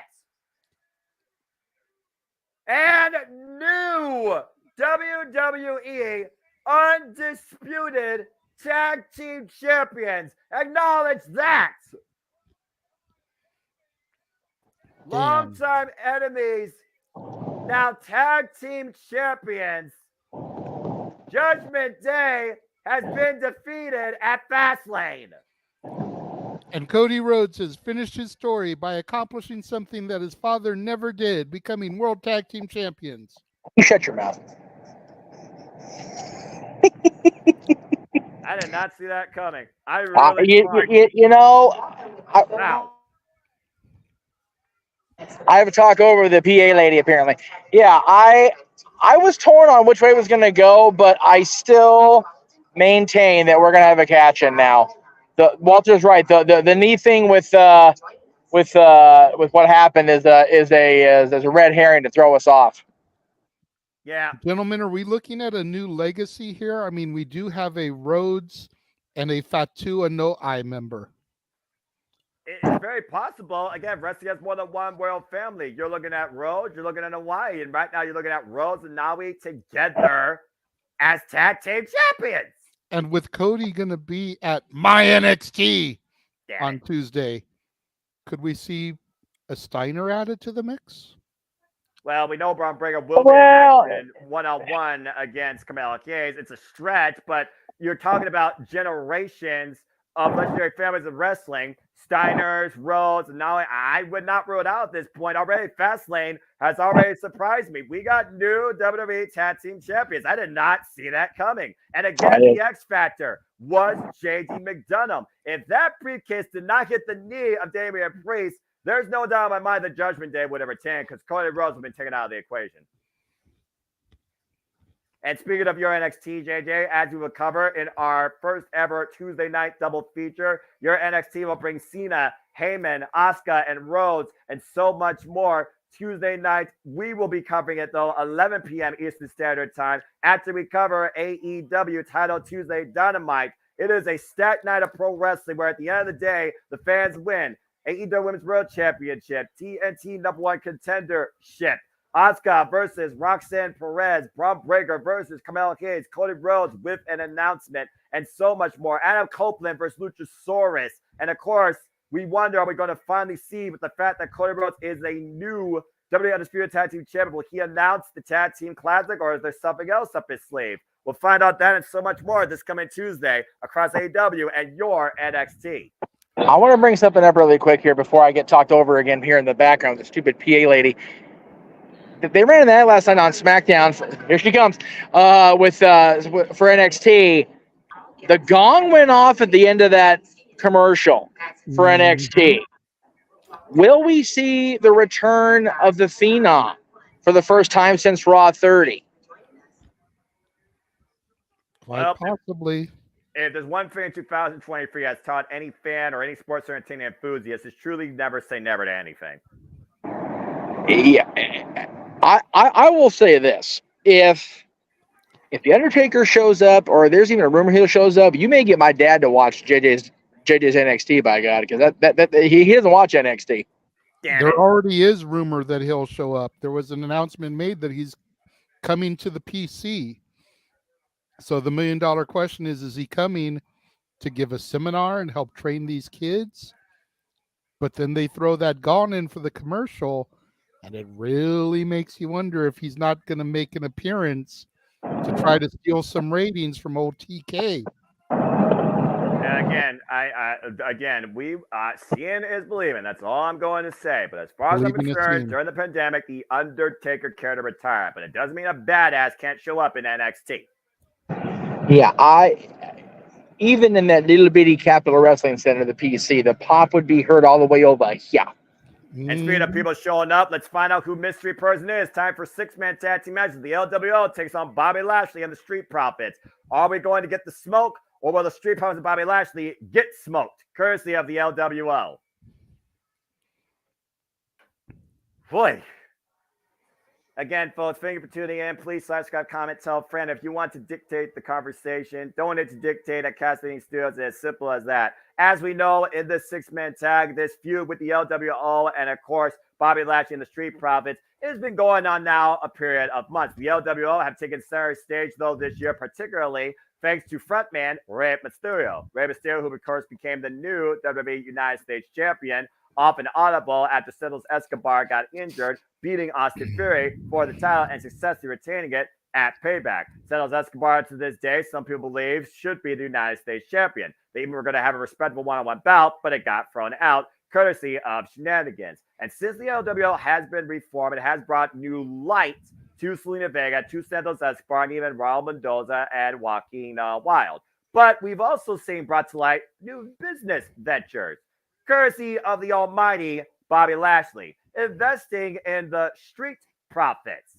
And while the Street Profits still want to bring the smoke to the people, Bobby Lashley has been playing a bit of influence lately in the Street Profits game. Now, whether or not it's for the better or for the worse, that comes down to Bobby Lashley's game plan and the execution. And we're really going to see it come ahead tonight in the 6-man tag, to the point Rey Mysterio made a call to a friend. The LWO spans far and wide beyond the WWE, SmackDown, and Raw roster, and even NXT. Is it Dragon Lee? Is it Carlito? Is it Savio Vega? Is it somebody else we don't know? And will it be enough to overcome the almighty Bobby Lashley and this very dangerously new grooming Street Profits with a whole new attitude? That's what we're going to find out here in the 6-man tag. As we saw this past Friday, planted! And let's not forget, JJ, Bobby Lashley is a former WWE Almighty United States Champion. And you wonder if that's on maybe his radar. And could he become closer to that based on his team getting a win tonight in this match? But see, why would Bobby Lashley want to put himself in contention for the United States Championship when he's also a former Almighty WWE Champion? I feel like Bobby Lashley's itinerary right now goes beyond the U.S. title, to your point, because you see the way right now he is trying to shape the Street Profits. And apparently his words have really rang true after what we saw literally just recently. Bobby Lashley and the Street Profits took out members of LWO, and that's the reason Mysterio had to make a house call. Good Lord, what a sit-out networker powerbomb. And so we're going to see what happens tonight in this six-man tag team match. Yeah, I mean, there was already question as to who was going to be the third man, because it's like, do you have Way, Cruz, and Joaquin? Do you have do you have Santos, Joaquin, and Cruz? Do you have Ray, Santos, and Joaquin? Do you have Ray, Santos, and Cruz? Like, so the ambush on the B team of the LWO, if you will, made perfect sense, because then you didn't have to wonder which one of them would get the nod. Apparently, neither one of them is going to get the nod. Someone else is, and it's time to find out. Who's going to step up and join the LWO against Bobby Lashley and the Street Profits? Again, as Fastlane is presented to us from Indianapolis, the home of the Motor Speedway, stock car racing, the Indianapolis 500, and so much more. Capacity crowd on hand tonight, and this match is apparently brought to us by Pizza Hut, where no one outpieces the Hut. Again, branding, sponsoring, way more than AAA, but hey, as long as it makes the money, they're going to keep doing it. At least it's not a cereal ad, so maybe this match will be taken more seriously. Here we go. Again, one of my favorite theme songs right now, dude. I love the Street Profits theme. Face, heel, that beat is just sick. By the way, that wasn't by Def Rebel. That's also why it's also awesome. Thank you, CFOS. But I gotta wonder, if they do go fully heel, will that theme be changed to something more almighty? Because this is a theme right now of a juggernaut coming into the arena.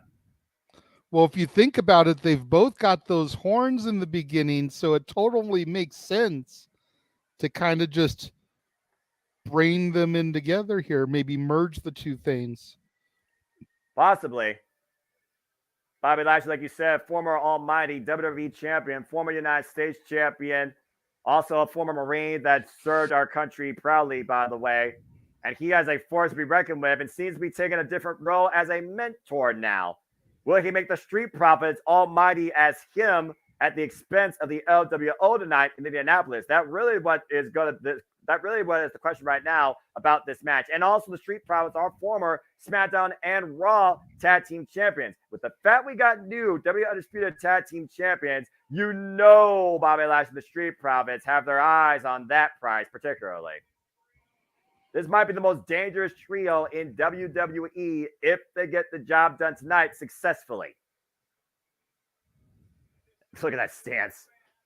I just want to know how Bobby Lashley looks the exact same as he did 20 years ago, bro. Like, damn. Yeah, he's got that fountain of youth look like Billy Gunn. Like, I done heard the rumor that black don't crack, but Jesus. Dude looks like he did when he debuted in the WWECW era. Yeah, again, the physical conditioning of Bobby Lashley is unmatched by most of the WWE roster. And you do see Santos Escobar and Selena Vega taking place center stage first for the LWO, the Latino World Order. Why are they not all coming out together to the LWO theme minus the mystery partner? Like that, they're supposed to be a stable. At the end of the day, Rey Mysterio still exceeds the LWO because Rey Mysterio is on their level, and I think that's what it comes down to. Like you said, Rey Mysterio, he is the leader, but you wonder if we're going to get a changing of the guard sooner rather than later. There you see that stance, Latino World Order, Rey Mysterio, Santos Escobar, and Selena Vega. Selena Vega, who, of course, came home to Backlash in Puerto Rico, challenged Rhea Ripley for the WWE Women's Heavyweight Championship, and recently challenged Io Sky on SmackDown for the WWE World Heavyweight Championship, women's wise. The name conventions, folks, are fucking stupid. And again, it's very interesting, though, looking at this dynamic. I'm sure it's going to be an interesting dynamic for everybody that's a fan of the Dallas Cowboys and the San Francisco 49ers when Sunday Night Football takes center stage, 7 p.m. Eastern Standard Time. And for all your sports stats, please follow Statboy Sports Bar, of course, with Dory Lou. Tuesdays here regularly on the JMN Multiverse Media. Again, I got two names in mind that I think Mysterio called out to. So unless it's one of those two, I don't know who else you got. Well, I think the obvious choice is Carlito, because if it had been Dragon Lee, he wouldn't have needed to make a call. Dragon Lee was there. And as we saw, Dragon Lee and Karen Grimes got the better of your boys in A-Town Down Under. Might be a new tag team rivalry developing here. Again, we see the amount of respect that Santos Escobar and Rey Mysterio have shown each other. Santos Escobar, who literally took off his mask in my NXT and calls himself the Emperor of Lucha Libre. It looks like it's going to be a 3-on-2 handicap situation. The bell's rung. Oh, I don't know. And they don't have a third person. Well, I mean, again, travel charges and airfare could play a factor here. Traffic. I don't know. I'm wondering if they're going to pull a Bash at the Beach and have the third man come out at the last minute to make the save. Yeah, the trump card per se, or the code red button engaged. So that's right now engaged against Montez Ford. Again, it's a very weird dynamic here. Montez Ford, who also previously challenged for the United States Championship inside the Elimination Chamber this year in February, came very close, but Austin Fury, of course, was able to maintain his hold on the gold. And right now, so far, Santos Escobar starting up strong here. Nice cross body out of the corner. Great cross on the attack early. They staying on the attack early, though, is a smart strategy. Try to end the match quickly. It's really what I think right now this looks like it could come down to. And Escobar will follow in. Montez Ford finds his way to the ropes. Oh, and catches him at a right. Don't appreciate your work until the bell rings and you got the winner's purse, bruv. Oh, great kick there from Santos. Santos Escobar, of course, formerly member and a tag team partner of the freaking Tony D'Angelo family NXT. And what the hell is this? Frankensteiner off the top, though. Great move there, jumping to catch Tez. Bobby Lashley bringing it up. He got some freaking flyer miles on that one, JJ. Take a look at this. God. We all know the hops that Montez Ford had, but didn't know he could fly. Nice chop block, though, on the Tad Angelo Dawkins, the power player of the Street Profits. Tad to Bobby Lashley. It's one of those things that I'd never expected Bobby Lashley to take the role of MVP, managing his own version of a Hurt Business. But investing in the Street Profits, I think, is a very smart strategy for him and for those two men in the long run, JJ. Like you said, Bobby Lashley's been world champion, and the Street Profits are one of the most recognized and respected tag teams right now in WWE. Definitely one of the most dynamic. There's a lot that Bobby Lashley could use here, not only to his advantage, but for the Street Profits progression in WWE. We even said, does Montez Ford have the potential to be a single star? Absolutely. You know, it always seemed weird for me to see Bobby Lashley play underling to MVP in the Hurt Business anyways. Oh my God. Know, I always thought that Bobby should have been bigger than that, better than that. Oh! So to see him kind of take the knowledge that MVP imparted on him and bring it to this new stable, the almighty Street Profits, if you will, I think it's a great move. And the $1 million question is Lashley going to keep it a trio, or is he looking for further expansion? Also, to your point, let's not forget who Montez Ford is connected with, one EST who is taking time off for the time being. Escobar with the drop kick. Santos with the hot tag to Rey Mysterio. Rey Mysterio finally coming to play, our current WWE United States champion. Nice takeover to Harris, to Angelo Dawkins. Cheap shot to Montez Ford, takes him off the apron. The smallest player with the biggest heart in the game. He is the guy that redefined what you could do at WWE under Lucha Libre, no matter your size. They always call him the biggest little man in professional wrestling. And that still holds up. WWE Hall of Famer. Blind tackle by Bobby Lashley. No favor Mysterio's aware of it. Your call cannot be completed as dialed. Please hang up and try again. Oh, God! And he slammed the receiver on the floor. The receiver being Rey Mysterio's spine. What's the area code for Indianapolis? Someone give me a fact on that. Take a look at the replay here. Like you said, doo-doo-doo. Oh, man. Cheap shot. And right there, followed up with Bobby Lashley dropping Rey Mysterio on the floor hard. Now Mysterio right now in the ring with the almighty Bobby Lashley. Zelina trying to keep her people hyped there. Well, like you said, though, Shakala aside, which I know she still has, it's still a 3-on-2 situation. And the power of Bobby Lashley taking control in this match. Oh, God. Face first down goes Rey Mysterio. Noah, Yeah. that move Lashley just did was my old finisher. Really? Really? Oh, maybe he's looking at your work. Whoa! Standing frog splash. You ever did that cover too? Really? Seriously, Jeff, that was my old finisher. What you call it? I'm trying to remember. It's been so long. I think I called it the death sentence. Was that- so far? Yeah, when you were the prisoner, it was called the death sentence. Yeah. It was either that or it was lockdown. I forget which one was the name for that one. I had a couple of different That's true. You did. That's signature fair. and finishers. It was either the death sentence or it was lockdown. But either way, yeah. Set him up between the legs, flip him onto your shoulders in the Dominator position, just like he did. Dominator used to be an old Lashley finisher. Yeah. And then spin him into like a DDT, dropping him face first, just like he did. That was my old finisher. However you label it, it's called an owie. Right? Well, call it whatever you want. I call it effective. As right now, the Street Profits and Bobby Lashley have isolated the United States champion in their corner. Whoa. Big right. Great triple teamwork there by the almighty Street Profits. There you go. Mysterio just getting goozled by Lashley now. You trying to get them merch ideas, JJ, at this point? I've heard a couple people online call him that already, so I'm just running with it. It works. Might as well. It flows nicely. Yeah, I mean, I can get behind that. That actually sounds like a good idea.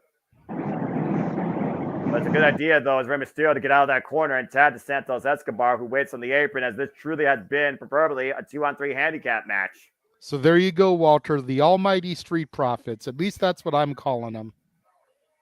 I mean, it makes sense. Like you said, combine the themes, take away the smoke, and bring in the thunder. Oof. Right now, Bobby Lashley. Thank you to my woman who overheard me. She said that it was lockdown. There you go. Oh, God. Shoulder first, and there's still ring post. She would know. Now, she's one of the few that would, yeah, but just convenient that she overheard me talking about it. Hey, you know what? If no one, who else knows you better than your partner? Just saying. Exactly. Who knows Angelo Dawkins better than Montez Ford? And Bobby Lashley's learning about both men. Nice up kick by Rey Mysterio, pushing the Dawkins off. And Montez Ford takes Santos Escobar off the apron. Brilliant strategy, and throws him into the barricade. Interesting camera angle, too, because at first I thought Santos was backing away from Mysterio. And then the camera switched and I saw that Tez pulled him down. It's a laid up. Great move there by Zelina Vega. A Meteora behind Jessica Carr's back. Jessica Carr never saw it. And meanwhile, DDT by Rey Mysterio to Angelo Dawkins. Dawkins taking too many revelations on him before deciding to do what he wanted to do. Mysterio able to counter with that DDT there. You wonder if someone's going to read Angelo Dawkins' last rites. Montez Ford being a man of the Bible. Praise the Lord. Although I do wonder if there's going to be a revelation by Bobby Lashley at the end of this and whether or not he thinks the Street Profits are worth their smoke. And again, Rey Mysterio looking for a partner to tag, and there is nobody there. I don't know, Matthew. I like McRiddles. There you go. All I know is we need to start a separate super chat fund to get Walter a giant keyboard so he can stop having all these poor typos. Like it's like big giant letters. And then Hey, how do we know he's not doing speak to text? We know how accurate that can be. That's fair. Yeah, that my coworker uses that all the time, and I can't tell you the amount of hilarity that comes with those botches. So if he's watching the show on the computer but using the phone for super chats, that makes sense. But yeah. Either way. Autocorrect is a bitch. That's all I gotta say about that. Either way, every single type of text I know, and my simple friends needs. I spit in the face of people who don't. Nice. Cool. He found there his he Puerto is. Rico in Indianapolis. Carlito. The backup has arrived, and the LWO has just gotten a lot cooler. Carlito with his arm extended, Ray with the hot tag, and here he comes. There's the Jets been up. Carlito's back in the WWE ring, taking on the Street Profits. Montez Ford particularly. Irish whip, Verslow, Irish whip. Carlito sent into the corner. Cheap shot of Bobby Lashley. Carlito finds back against the world. Montez Ford hits nothing but turnbuckle. And right now, again, Bobby Lashley, no stranger, by the way, to Carlito, for those that watch the Beautiful drop kick. by Carly. Yeah, no. That is cool. I like this. And O'Donnell's coming to play, though, not legal. Clothesline over the top to the floor. And Rey Mysterio in his own. Anton taking him down by Mysterio. Carlito left alone in the ring. Bobby Lashley just took out Rey Mysterio, though. And meanwhile, Santos takes out Lashley.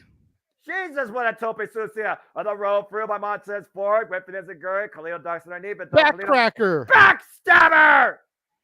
Vintage cover. 2, 3. That's Carlito a cool win gets for the the win. LWO. Whoa. You called it, JJ. Carlito making sure the LWO remain victorious tonight over the Street Profits and Bobby Lashley. And once again, the LWO stays on top of the world. Rey Mysterio says that's behind Carlito with the victory tonight at Fastlane. Now that's cool. That is pretty cool. Let's see the replay here. What a moment here. What a pop. That's pretty darn cool. No Apple included, though, unfortunately. I agree, Walter. I'm not feeling the new theme song. He should have used the classic. Yeah, but at least for the return, because everybody would recognize it. Yeah. But yeah, great. Awesome seeing Carlito back in the ring. And he won it with the backstabber. The original innovator of a backbreaker, where that move did win matches. Walter Carlito with the $2 super chat saying, no excuse, it's just fat fingers. Well, at least you're honest. Well, right. But what I'm saying is, if you get the fat fingers to overcome, you just get you a big giant ass keyboard attachment. You don't have to worry about that. Yeah, that's true. Well, again, talk about getting. I'm just being a dick. Whatever. Well, it's all good. At the end of the day, we just saw something cool. So you know what? Nothing else matters right now. Carlito comes back and wins for the LWO. What the?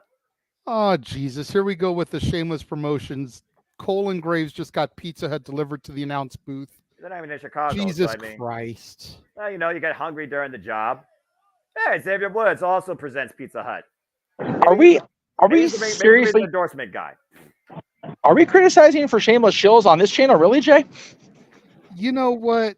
When they sponsor matches and take away from the match with this shit, then yes, absolutely. Yeah, this is not professional. We shameless shill at the end of a show. That's fair. They shameless shill during matches. Shall we not forget about the Cinnamon Toast Crunch match? Do we want to trigger JJ? Someone super chat. Pitch Black match. I'm just saying. I know. They waited till after the match for the delivery and didn't have the Pizza Hut dude come out while they were trying to call the action. I will give them that, but it's still fucking ridiculous. I love you, JJ. Well, I do too. What else is ridiculous sometimes is the amount of madness that we are going to see when they treat Saudi Arabia sometimes bigger than WrestleMania. The next time we cover WWE will be WWE Crown Jewel here on the JMN Multiverse WrestleMania. So stay tuned for more on that, folks. There's a glorified house show, but that's all right. No, you know what? I don't know if Jimmy and I were talking. I don't know if anyone will be saying that if Saudi Arabia gets electric. Well, I'll tell you what. If that happens, I will no longer call it a house show. You have my word. Till then, Anyway, you know what? Pizza is a great thing to have on weekends, and Saturday nights are all right for pizza and professional wrestling. Damn it! But I digress. On that front, I was telling you guys in the private chat, I need to actually bounce out of here. My battery is low, and it looks like people are starting to filter out of the crypt here in downtown Los Angeles. So once I return to Studio A, I will rejoin the chat room, rejoin the stream, and we will close out this stream live event. But for now, welcome back to Carlito, and good thing they got the win, or it could have been driving the huge wedge between the LWO. So we will see you guys as our ghost says, we will see you all a little later. There you go. Absolutely, and we're revisiting right now the arrival of Jade Cargill during the pre-show. She walks away talking to Paul Levesque, Triple H. Should be really cool to see when she comes out as we get ready to move into the Triple Threat Women's Championship match.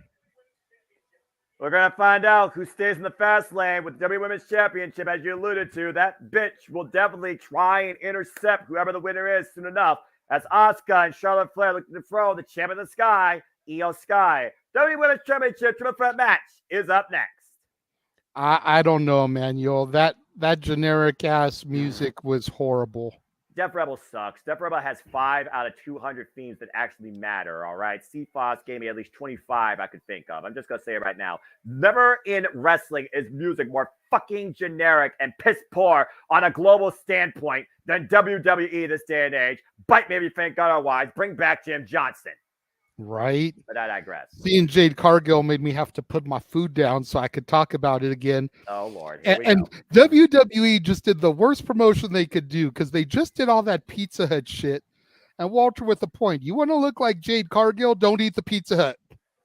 Do you think Michael I'm Cole... just saying, you say the way that she is jacked, ripped, muscles upon muscles. That was the last thing on Michael Cole and Corey Graves' mind. I guarantee you.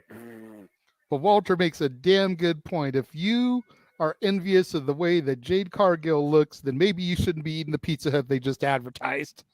I'm just saying. I'll stick to my skin and bone feature as I weigh 135 pounds, but I digress, and I feel fine. Anyway, I don't know who's going to feel fine with this triple threat as we've seen Asuka and Io Sky square off, former members of the Stardom roster, longtime running mates, longtime friends, longtime rivals. Charlotte Flair and Damage Control were all at ringside as we saw it unfolded. And of course, Charlotte Flair took out Bayley and all hell broke loose, courtesy of the Queen. And she was able to capitalize, and Io Sky was able to hit that beautiful moonsault and retain the WWE Women's Championship.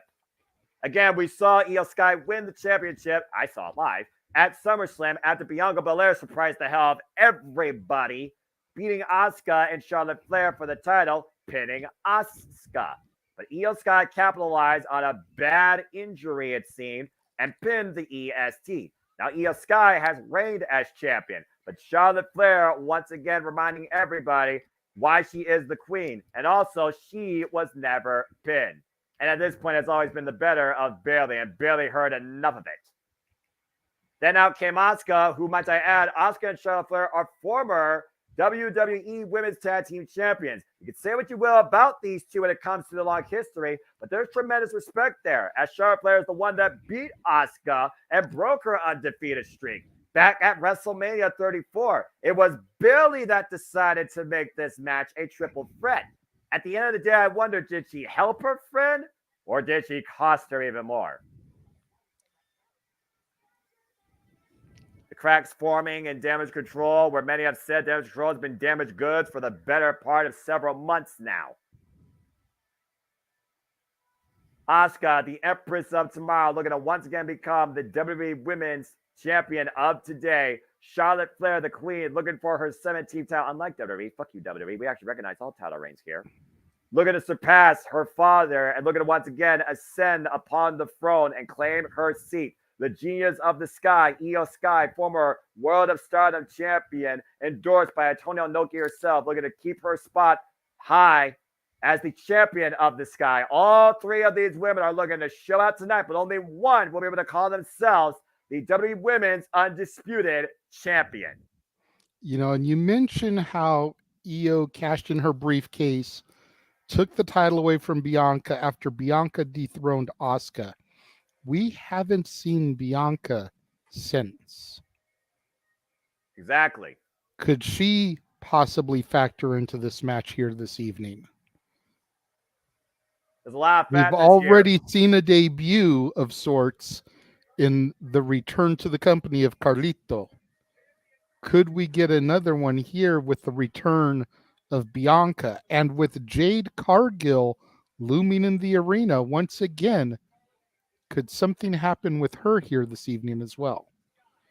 A lot of factors in this triple threat, and triple threats, of course, have no disqualification. Let's not forget, Io Sky might have Damage Control in her corner. And that bitch could also make her presence be known and dictate maybe who she wants to go after in WWE, whether or not it's for gold. Matt, good to see you. Appreciate you, as always. Longtime member and friend of the Multiverse of Media. Again, Charlotte Flair is a 7-time World Women's Champion, 6-time Women's Champion, former Tag Champion, former Divas Champion. She held the NXT Championship for 258 days. And the roots of these three really goes back to NXT, how they each trailblazed their own path, their humble beginnings. Let's not forget that Charlotte Flair, Ashley, Ric Flair's daughter, was brought in against Natalya. And anyone who is a fan of sports entertainment knows the history of the Hearts and the Flairs. But since then, Charlotte Flair has become, some would say, the pillar, the standard, the obstacle, the mountain to face and to beat in WWE. And it took 3 years for one Rhea Ripley to finally do that. But that was one-on-one action. It's a whole different ball game when you got the daughter of the dirtiest player of the game in triple threats. And here comes the Empress of Tomorrow and the former undefeated NXT Women's Champion of 510 days, a former 3-time tag team champion, 1 time with Kyrie, 1 time with Flair, 2 times with Kyrie, excuse me, 1 time with Flair. We know Kyrie Sane could also be sailing her way to WWE. And of course, also former tag champion with Alexa Bliss, former SmackDown champion, and former Raw Women's champion. We saw her, of course, win the Elimination Chamber earlier this year. We saw her finally overcome the EST in Saudi Arabia, only to lose her title in triple threat action at SummerSlam. And of course, Charlotte Flair and Asuka, their history stems all the way back to WrestleMania 34, when Asuka became, in many people's words, mortal, and her undefeated streak was broken, courtesy of the Queen. And since then, Charlotte Flair and Asuka have always been in each other's crosshairs to prove who is better.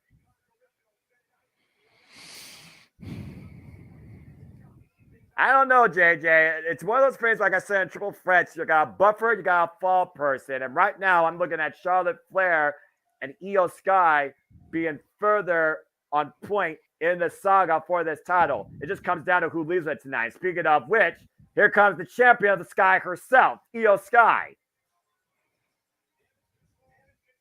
Damage Control finally has control of the WWE Women's Division on SmackDown after Io Sky successfully cashed in after barely jacked Charlotte Flair's jaw with that briefcase at SummerSlam.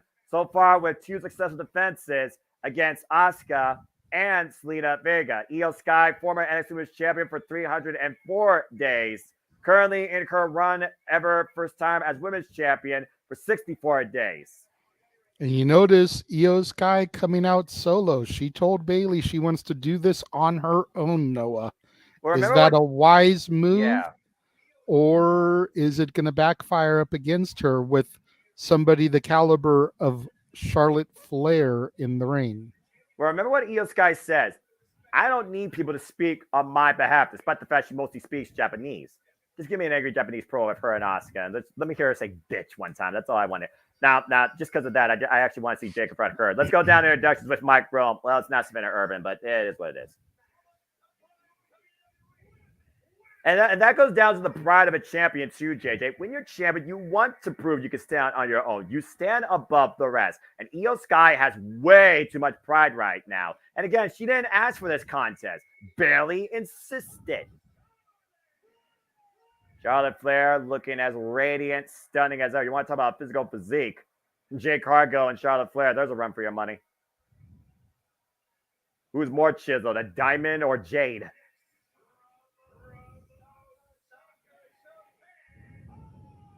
Asuka going back to her Japanese roots, great kabuki sorts, going back to her days as Kana. And let's not forget that mist could come into play here at any time.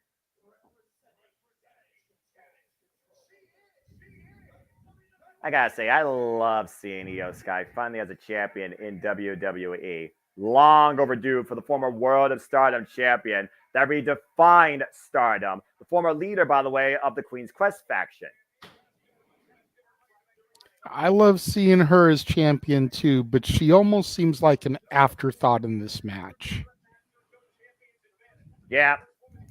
And again, that might be all she needs. Again, there's no champion's advantage. First pinfall submission in the ring. You are the WWE Women's Champion.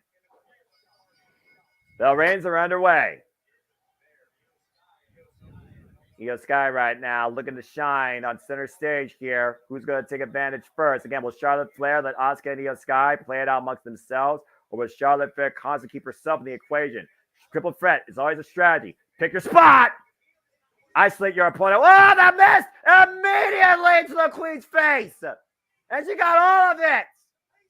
And again, no disqualification. Oh, what a kick to the side of the head. And a cover by Asuka. And Io Sky brings it up immediately. Well, that didn't take long. What the hell? And Again, sheer brilliance there from Asuka. Yeah, now the Queen's blind. Hard to wrestle when you can't see, JJ. That miss right in the face of Charlotte Flair. This has just become a one-on-one contest. But again, what does this do right now with Asuka, with Io Sky? We've only made sure one other time in one-on-one action in WWE. More recently on SmackDown. Nice deep arm drag there at the Tiger Feint kick in the ropes. Good deep arm drag there by our champion, Asuka and Io Sky right now. I seriously need to see Asuka, Io Sky, and Kairi Sane at Triple Threat. Thank you and good night. WWE, make me believe you care about women's wrestling again. Thank you. Hashtag WWE FASTLANE trending worldwide as Charlotte Flair right now is just trying to get clearer vision. And Asuka taking control of the champion with the armbar. Bring her down again to the mat. Might be looking for a cross arm breaker. Again, it was the miss that helped Asuka win the championship against your girl, the EST. And she didn't spray in her eyes. She gouged her eyes with it. Decking and dousing her fingers with it. Just ripped down in the mat there. Get the camera off of Charlotte. There are two women in the ring trying to compete. I don't care about the blonde Barbie who can't see. Damn. Io Sky right now. Great back elbow there by the champion to Asuka. Off the second rope. With the moonsault. Asuka though off the second rope. Big missile drop kick. And float up like an accordion. And Asuka right now taking control. But again, time is limited. Missed the kick. Meanwhile, the roll up by Io Sky gets a 2 count. Inside cradle, small package by Asuka. Again, almost got her. Magistral. Very nice Magistral cradle. The roll up to the potato. Oh. Even Io thinks that should have been 3. I almost thought she had it there. 2.5 though, says referee Rudy Charles. Io Sky right now in control. Asuka though falls in with the back elbow strike. Oof. And again, Asuka will be part of NXT this coming Tuesday, taking on the prodigy Roxanne Perez. Whoa, man! Nice kick. Because Asuka bringing in that kickboxing, that striking background. Whoa, there's a boot by Charlotte Flair. And if you thought Charlotte Flair was freaking pissed off before that she's not champion, she's even more pissed off now to get the title.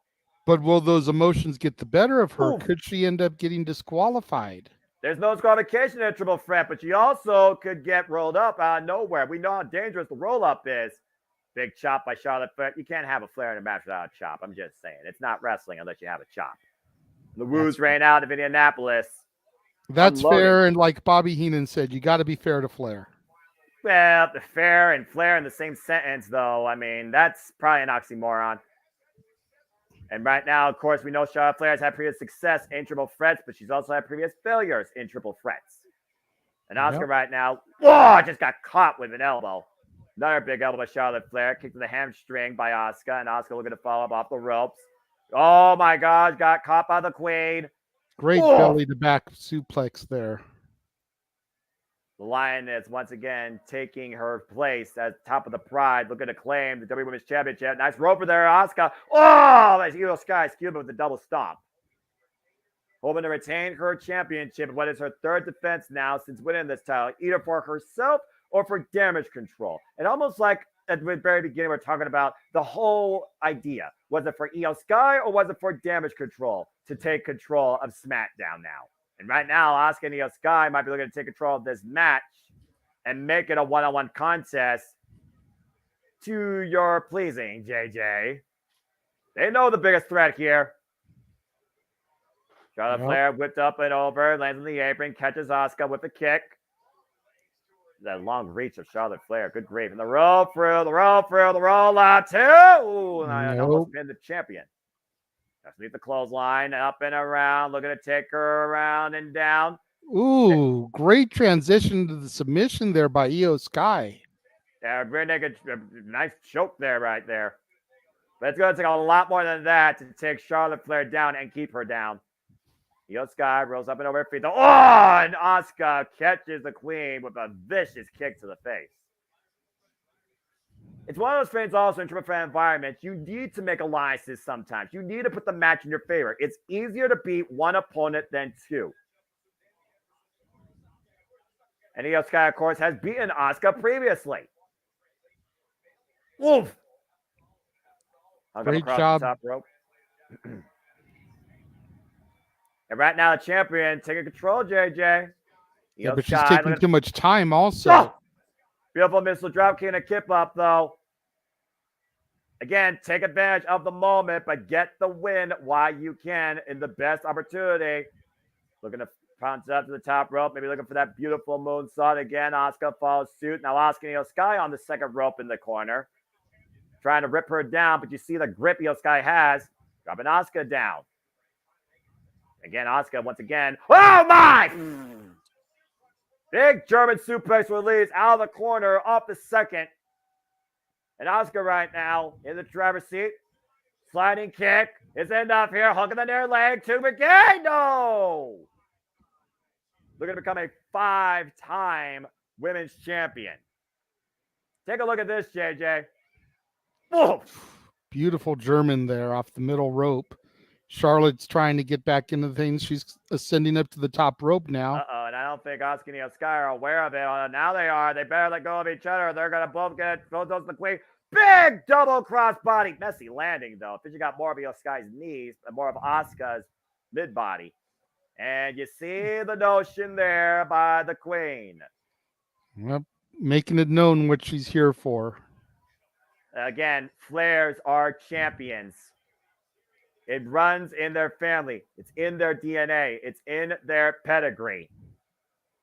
Chopping him so much that she knocks him down with them. Oof. And now Charlotte Flair standing tall over both the champion and the other challenger. And the amount for the army, though, that Charlotte Flair has with Io Sky, though, might play the champion's advantage. And right now, what on earth is Charlotte Flair going for here? A double suplex? No way. Io and Asuka, though. For. No way to she count gets it. Incredible feat of strength by the queen. There's a reason, JJ, why Charlotte Flair is considered unmatched in WWE. Charlotte Flair right now picking her spot and possibly picking her opponent or her next victim. Runs into the boot by Asuka. Oh! Gets her with a kick. Sends her back towards the center. Io Sky going to follow in. Caught with the backbreaker. And face first in the top turnbuckle. And once again, Charlotte Flair is taking control of this match, getting the better of both her opponents. What she's looking for here, cartwheel. Clothesline! Double clothesline. Cover on Asuka. 2 again. 2 count only. And despite the fact that Io Sky is also down, I noticed she didn't go for the cover on her quite quickly either, but she's still remaining composed. She knows right now she's in control, but she hasn't done enough to win the title yet. Again, beautiful show that led them there with the cartwheel into the double clothesline. Like it or not, JJ, that was 2.5 on Asuka. Yeah, unfortunately. Incredible night so far at WWE FASTLANE. That bitch is in the building, but that queen looking to regain her spot at the top. This is for the WWE Women's Championship. And Charlotte Flair right now has taken prime position in regaining the title. Caught on the top rope. And meanwhile, oh! Hyperextension on the top rope. Now Asuka looking to take advantage with a waist lock. Might be looking for a German suplex or a takedown. Charlotte Flair again, though, grabs the second rope. Now Asuka. Oh, sunset flip by Io Sky. The roll up on Asuka to regain. And meanwhile, broken up by Charlotte. And momentarily right now, oh, not jackknife cover by Io Sky. Reversal by Asuka. 2. Not yet. Quick pinfalls here. A pinfall could happen at any time right now. Asuka right now with the hip attack, catching Charlotte Flair impromptu. Once again, making a 1-1 match. Io Sky falling in, though. Io catches the boot. Forearm shiver. And again, folks, you want to dictate the conversation, so you can dictate. And for results, please follow the ticker at the bottom. We appreciate all of you here at the WWE Multiverse of Media. Please like, subscribe, comment, tell a friend. Super chat, super sticker. It's as simple as that. Whoa, my! What a throw into Charlotte Flair impromptu by Asuka. Io Sky turned that into a tope suicida and catches the queen on the dive. Great resourcefulness by Io Sky. Almost fell head first, though, on the floor, though. Oof. And another running kick by Asuka from the apron to the Queen. And Io Sky right now. Oof! Drops Asuka face first. Anyone's match here, JJ. Anyone's match right now. And Io Sky looking to fly here tonight in Indianapolis, despite the fact this city is known for grounded transportation. Off the second! Misses completely, it seemed, with that moonsault. She barely clipped Asuka. I think she caught her right arm, to your point, but just enough to take her off her feet. And meanwhile, Charlotte Flair, And Charlotte right now looking to ascend and show how it's done as only she can. Charlotte Flair to the top rope. Air Flair. And catches both of them on the landing. Take a look at this. The grace, the execution, and the impact got all of the challenger and the champion. Yep. Air Flair connected, taking out both other competitors, and now Asuka in the drop zone here. I wonder if you would trust Air Flair more than Delta, but that's a conversation for another day. Meanwhile, Charlotte Flair might be looking again for that move. And Asuka drives her down. Face first, the top turnbuckle. And right now, it's a one-on-one match, like I said. And right now, runs into a boot of Charlotte Flair. Io Sky, though, might be picking her spot. She might be playing the smart strategy. And will Charlotte Flair and Asuka forget about that? Asuka's down right now, though. And again, Charlotte Flair going to the top rope. And Io Sky, Shote!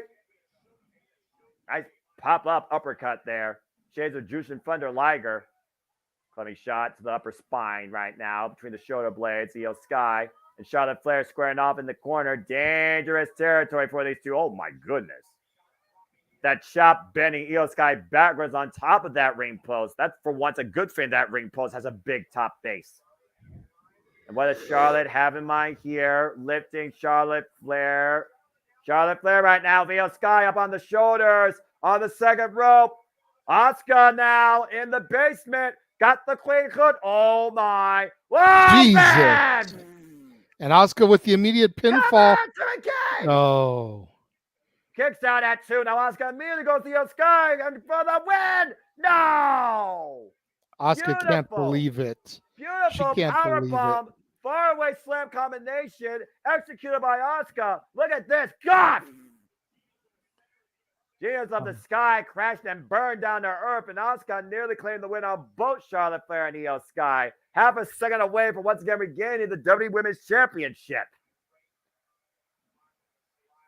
Again, that sadistic smile. I don't know whether she is having the time of her life or she's furious right now, JJ. Probably a little column A, little column B, knowing Asuka. Again, she always says no one's ready for Asuka. Is she ready for both Charlotte Flair and Io Sky tonight at Fastlane? Now Asuka looking to take Charlotte Flair down. Looking for the armbar. Charlotte Flair, though, trying to prevent the hyperextension, trying to roll through, reverse the pressure. Now Asuka trying to transition into maybe a triangle, but Charlotte Flair maybe looking for the deadlift. And now transitioning into a full crab. Yep. Almost the walls of Jericho there. Boston Crab in Indianapolis. Again, though, Asuka able to take advantage in center of gravity. Roll up a 2. Here we go. She's got her in the figure 4. Can she execute the figure 8 now? The Lady of Sky, though, just came into vision. Meteora. The running Meteora. And sits on Charlotte Flair. Father coming to retain. No. Whoa. 2 9/10 off that running Meteora. What a run-in by Io Sky. Nearly pinning Charlotte Flair, retaining the prize. And saving Asuka in the process from the figure 4 into the figure 8. And now they're both trying to get Charlotte Flair to tap out. Single leg crab and a chin lock. At this point, Charlotte Flair taps. Who leads with the championship? This is an old Benoit Malenko tag team maneuver there, Noah. She's got her in a clover leaf and then the crippler crossface. Exactly. And meanwhile, Asuka transitions Asuka lock on Io Sky, trying to bring her down. Io Sky reverses into a pinfall. And the shoulders went down. The shoulders were not down clearly. Shote! Oh, my gosh. Got all of it. Cazadora. Oh, God. Codebreaker source to Io Sky. Impromptu set up by Charlotte Flair. Spear! Is that going to be it? 1, 2. Flair has no. Thank you, Jesus. Asuka kicked out. Look at the impact on JJ. Boom! Just wiped out Asuka.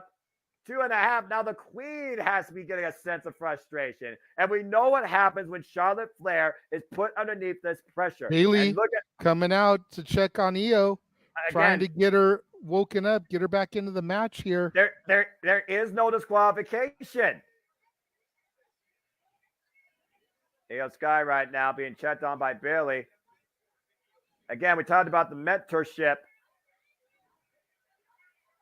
And we have Charlotte Flair with a boot, takes Io Sky off the apron, crashes onto Bayley. We talked about the mentorship role, but you heard Io clearly said, I don't need you.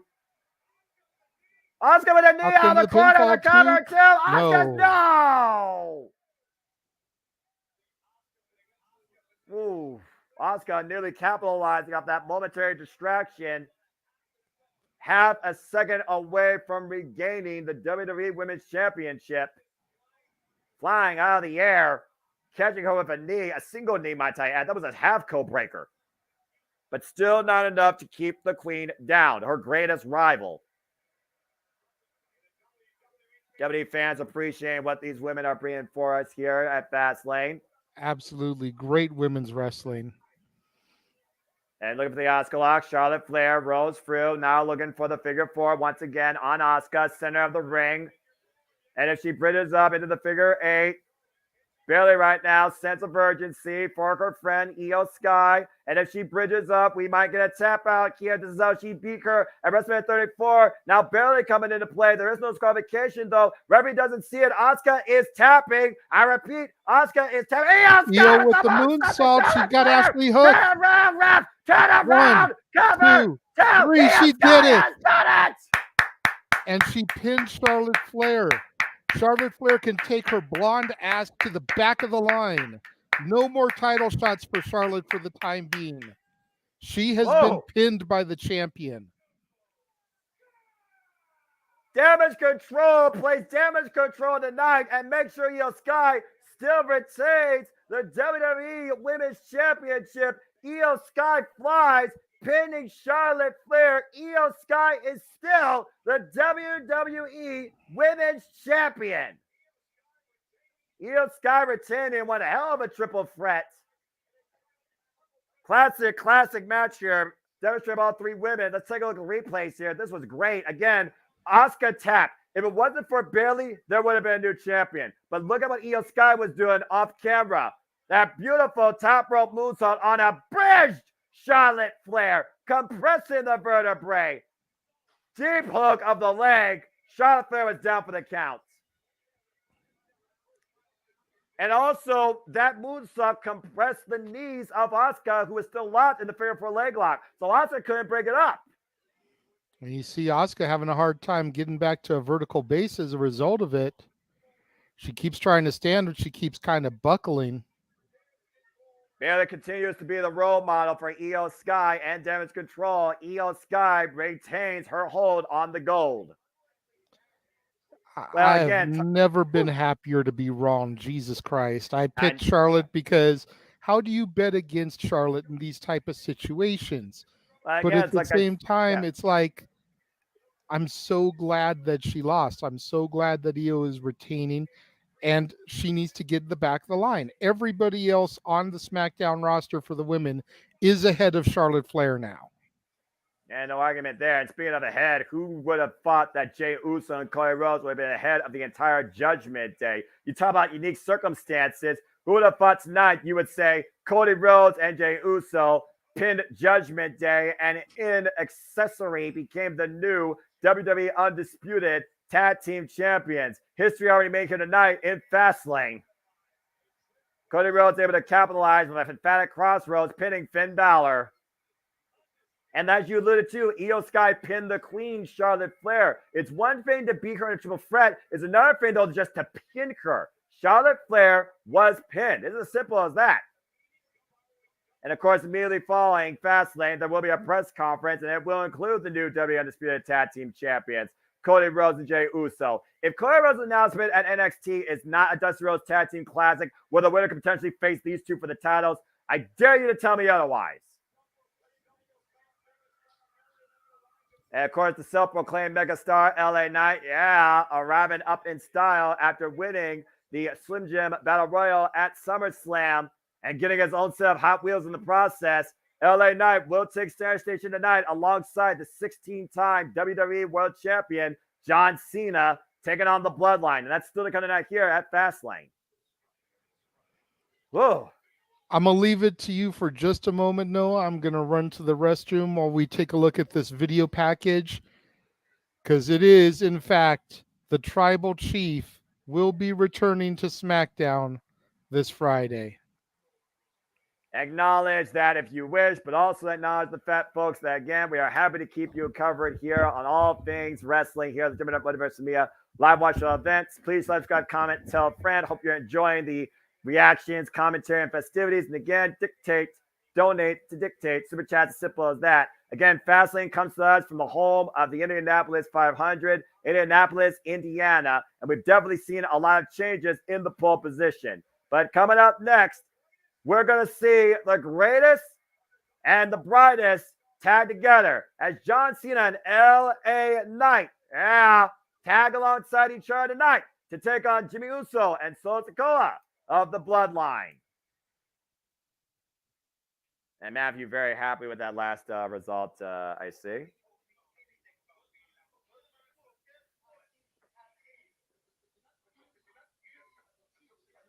As we talked about here on the JMN Multiverse Media since the events that transpired at SummerSlam, Jey Uso, of course, cost by his brother Jimmy Uso, and both brothers have gone their own ways.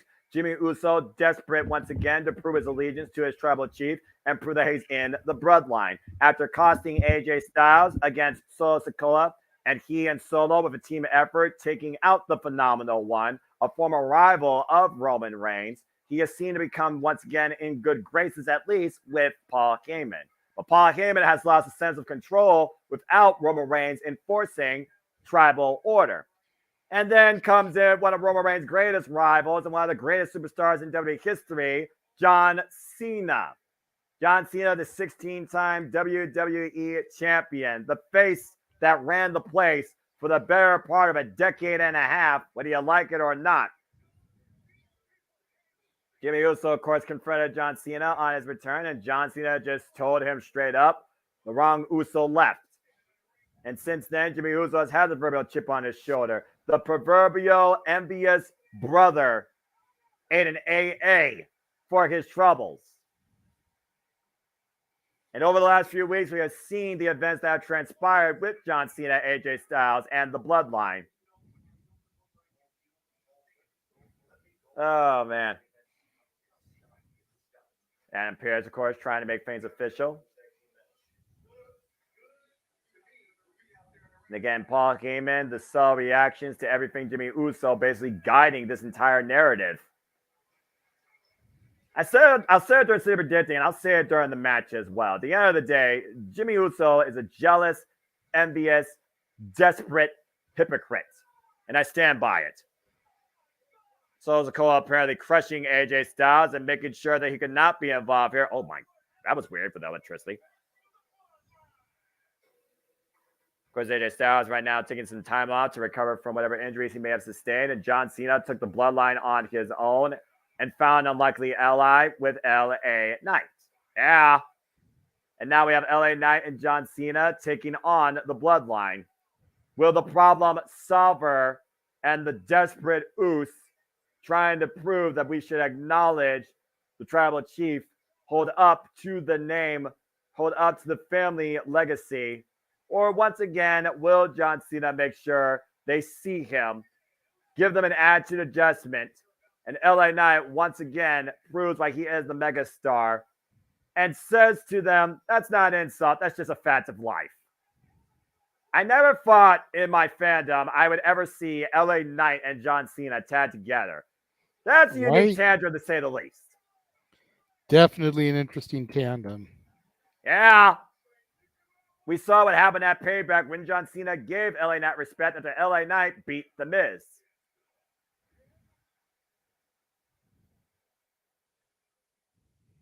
All right.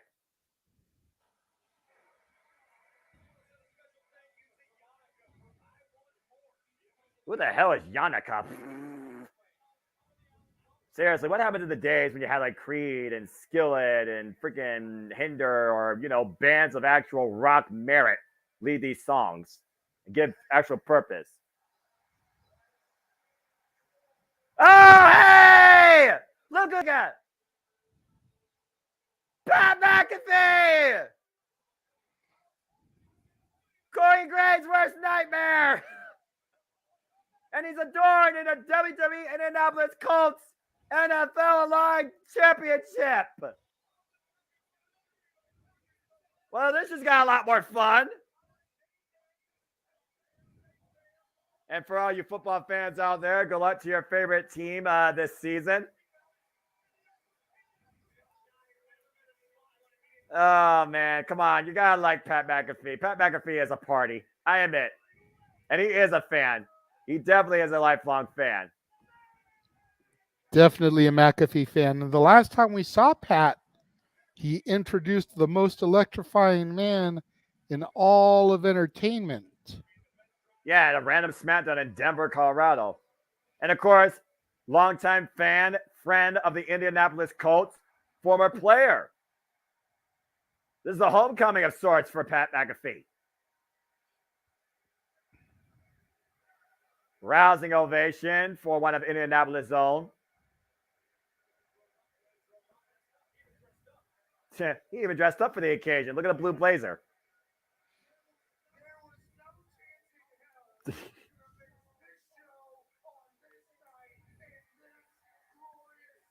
Yeah. Yeah, I agree. Yeah, Pat McAfee. Oh, man.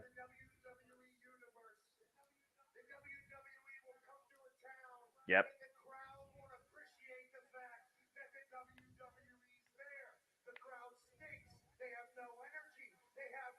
There have been some towns like that.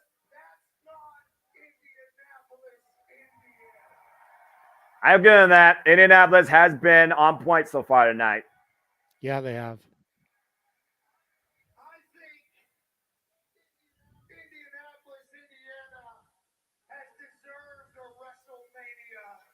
Wait, what? Wait. What are you trying to instigate here? Hold on. Indianapolis, Indiana deserves a WrestleMania. Let's not get crazy now. Hey. I mean, you know, you got the Minnesota Vikings. You got the. You got the. Wait a second.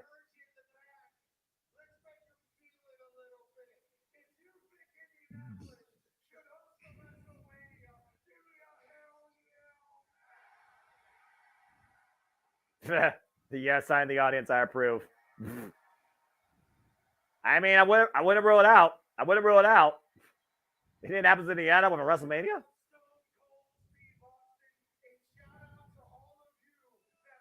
Indiana Pacers, yeah.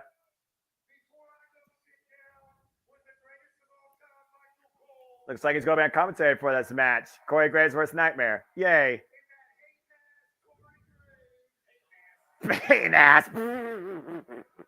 That's funny.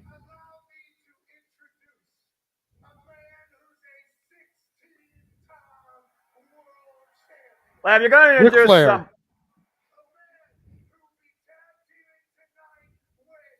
L.A. Knight. Yeah. That's a pretty damn good introduction, I'm not going to lie. That's a respectful introduction. Although I do kind of miss Tony Chimmel with his John Cena. Yeah, and Justin Roberts for that matter. Yep. And this guy, how fitting he comes to the land of hot rods and hot speed, being a motorhead. You see those stock cars on center stage. John Cena speeds his way into Indianapolis night at FASTLANE. First ballot WWE Hall of Famer. Get it? Show the towel to Stu. Stu, I think, has been in WWE longer than John Cena has been alive. Right. A rousing ovation for the 16-time world champion, John Cena,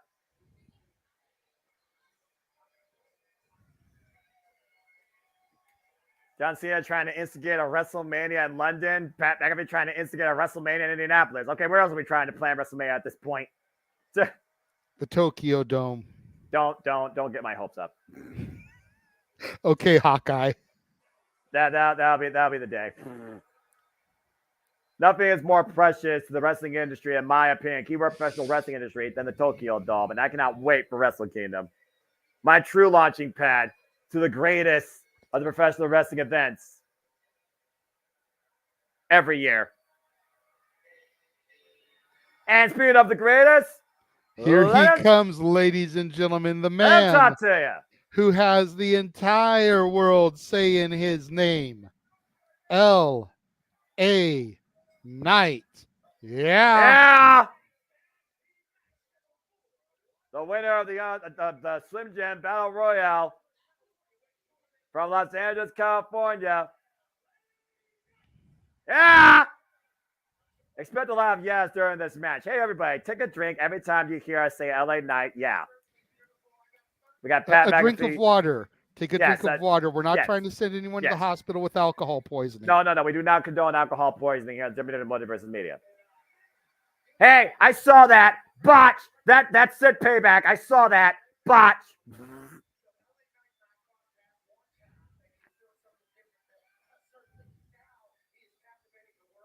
LA Knight that took the world by storm in WWE with his charismatic personality and his promo game.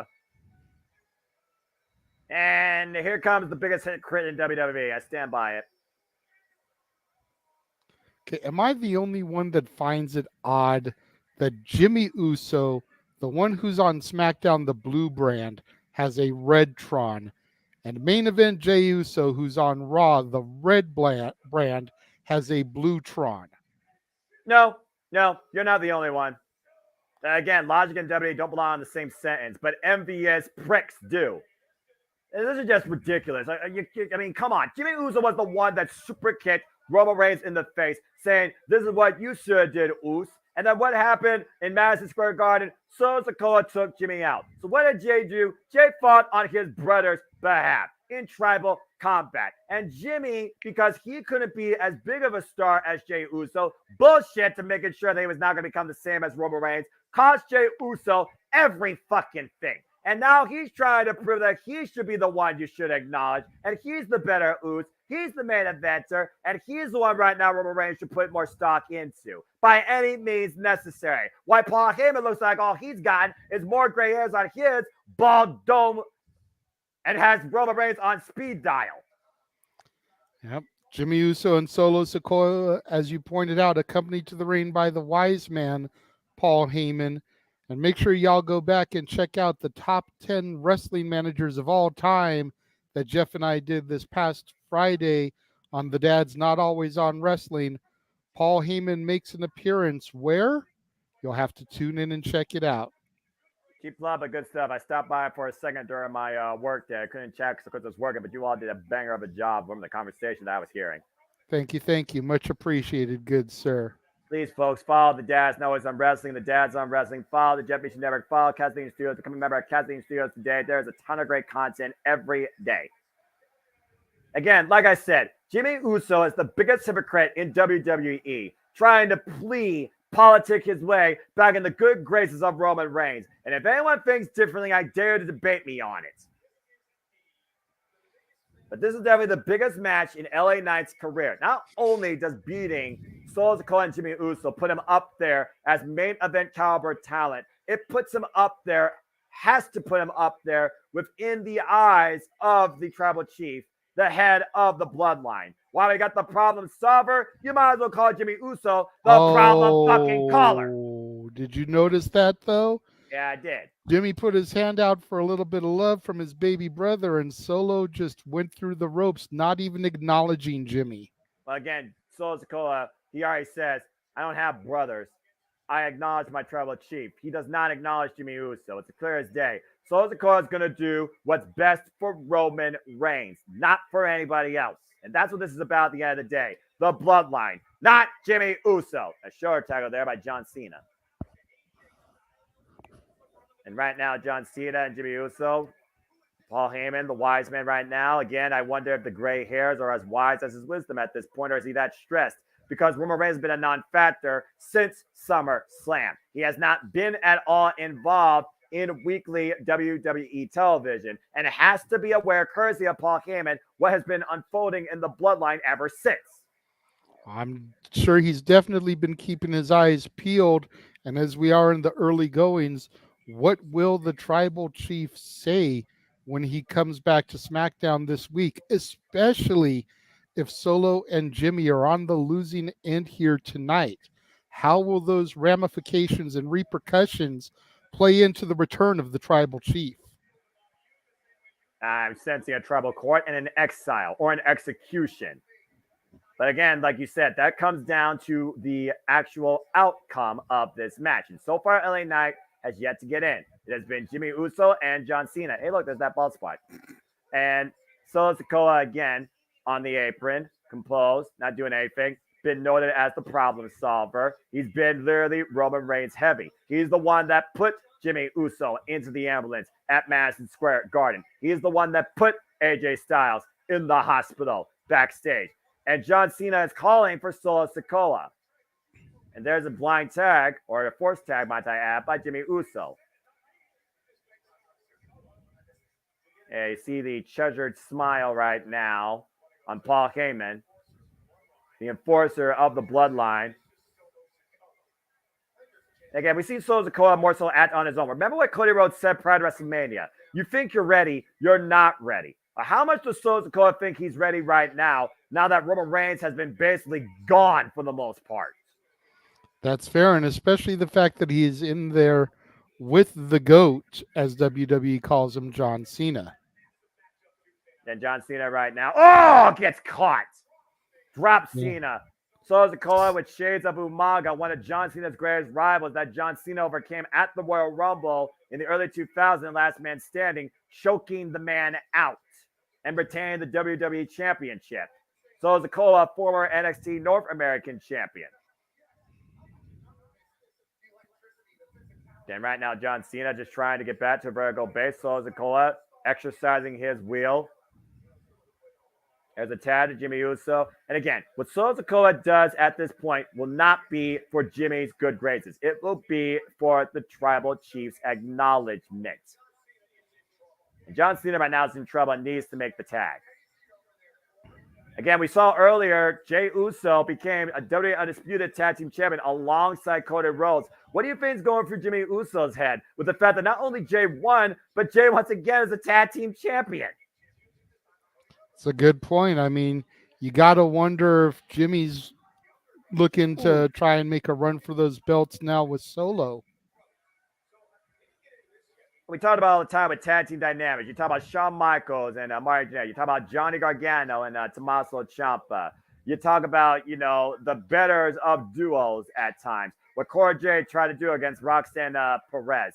Jimmy Uso was always the older brother. He wanted to lead by example. Jey Uso said he always wanted to be like him. And at this point, I would say that Jey Uso has become a bigger star than Jimmy. And Jimmy can't stand it. John Cena dropped a cheap shot by Solo Sikoa. Yeah, I definitely think that the acceptance is hard for Jimmy to swallow there. And you see right now, Paul Heyman, once again, commanding people to acknowledge that he is the one, not Jimmy Uso, but Roman Reigns. Solo Sikoa right now tapped back in. Body shots, John Cena, courtesy of Jimmy Uso. Jimmy Uso said, I never left the bloodline. As far as I'm concerned, I'm still bloodline. It's not like Bullet Club where you're Bullet Club for life. It's not like the NWO where you're LWO for life. As far as I'm concerned, Jimmy Uso was excommunicated from the bloodline. Period, point blank. That's exactly what I thought. I definitely thought he was excommunicado. He was on the outs. There was no redemption for him when it came to the tribal chief and the bloodline. But these last few weeks have definitely made me question that thought process. But again, Roman Reigns has not been present for any of this. Paul Heyman has, and Paul Heyman right now doesn't even know what to make of this. I gotta wonder what Roman Reigns and Paul Heyman have been speaking about on that stupid giant red iPhone with a bloodline freaking phone case now. Nice diamond headbutt there by Solo Sikoa. And again, they have isolated the 16-time world champion, John Cena. Now, is that just tag strategy, or is that the marching orders of Roman Reigns? Are they aware that John Cena right now poses the biggest threat to Roman Reigns once again? Is Crown Jewel just a foregone conclusion as he looked for that big attack in the corner and miss? And LA Knight right now stands waiting on the apron, has yet to get involved in this match. John Cena trying to reach out and crawl over for the tag. And right now, Jimmy Uso nowhere near his partner, but Jimmy Uso trying to run interception and does so. Great job by Jimmy Uso, despite the fact I still say he's WWE's biggest hypocrite. That should be his new tagline. That should be his new damn shirt. I was going to say, great veteran tag team instincts there by Jimmy. You know, Cena's definitely a vet in the business, but he's never really been a tag team specialist. No. This is Fastlane coming to us from Indianapolis, Indiana. Capacity crowd on hand. Tag team match currently taking away. John Cena and LA Knight taking on Jimmy Uso and Solo Sikoa of the Bloodline. Wiseman Paul Heyman in the corner. And right now, Cena literally just touching fingers, not quite a tag yet. He is right there, just mere inches away, but Jimmy Uso pulls him away. Again, great tag team veteran instincts by Jimmy Uso. Jimmy Uso under the cover, hook of the leg, gets a 2 count. We need LA Knight to really bring this thing up to the next level. Crowd at this point pretty much been taken out. Tag to Solo.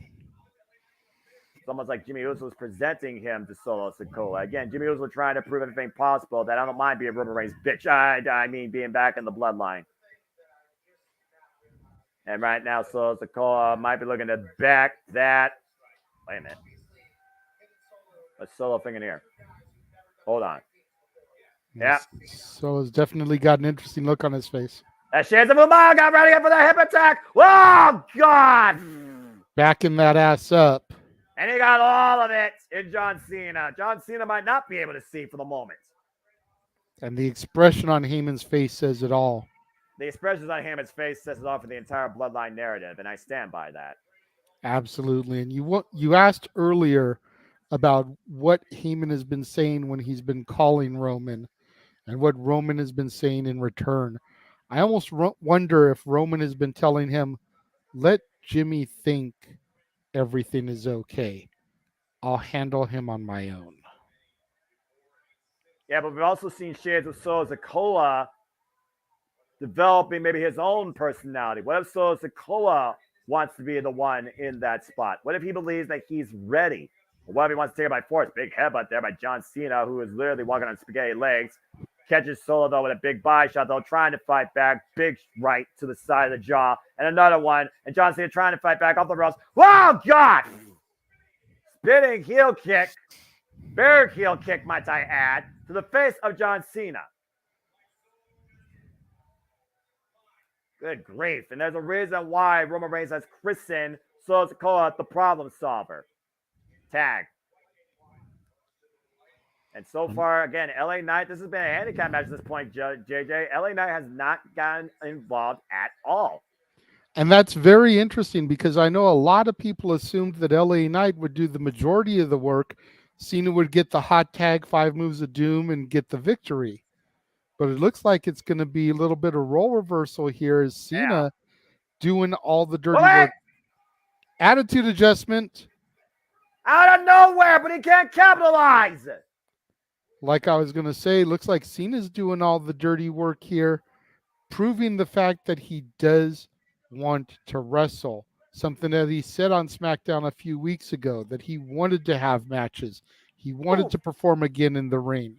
So he's out there putting his body on the line, showing his hard work, his ring ethic, stuff that he's done for the better part of the last 20 years. Since 2003, John Cena has been the prototype of a top star in WWE, and LA Knight is right there. Cena crawling his way, and Solo with a cheap shot takes LA Knight off the apron and keeps John Cena's freedom at bay.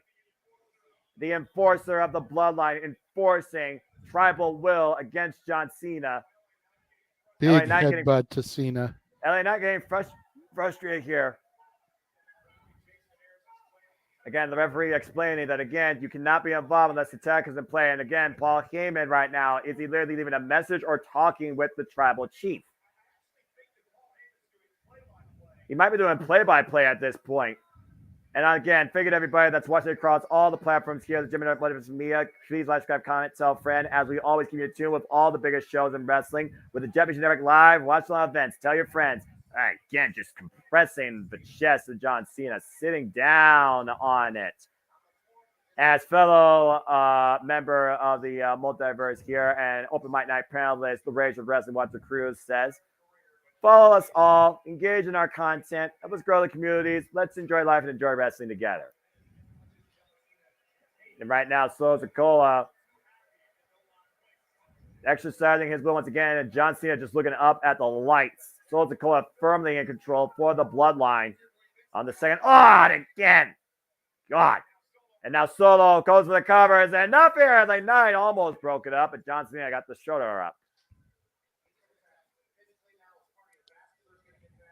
The physical toll that John Cena has taken in this match, to your point, JJ, he wants to do matches. Well, he's getting his money's worth, or his body's worth, if you want to call it that, here tonight. I was going to say WWE is definitely getting their money's worth, having Cena back for these limited dates, putting him to serious work in this match, making him try to maybe regret the fact that he wanted to have this type of competition, being in there with somebody that's as young and as hungry and almost a ghost of his past, like Solo Sikoa, as we always talk about, very reminiscent of the former Umaga, another member of the No Eye family tree, who's Cena vanquished back in the early 2010s. Has Paul Heyman got more gray hairs on his head since this match started? He looks a lot more grayer since I've seen him recently. You know what? That's just the aura of his intelligence. Well, gray hair does speak wisdom, and he's got more than enough gray hairs on it. And right now, that counter by John Cena has offered a pinnacle moment once again to make the tag as Solo Sikoa checks his Samoans. Cena doing everything he can to crawl over and make it to LA Knight. This crowd is electric right now. They will explode. And LA Knight is in! Here comes Knight! Yeah! Nice Russian leg sweep there to Jimmy Uso. Jimmy Uso got the tap, by the way, for those that don't know. Irish whip reversal, Irish whip. LA Knight in, though, and catches Jimmy Uso.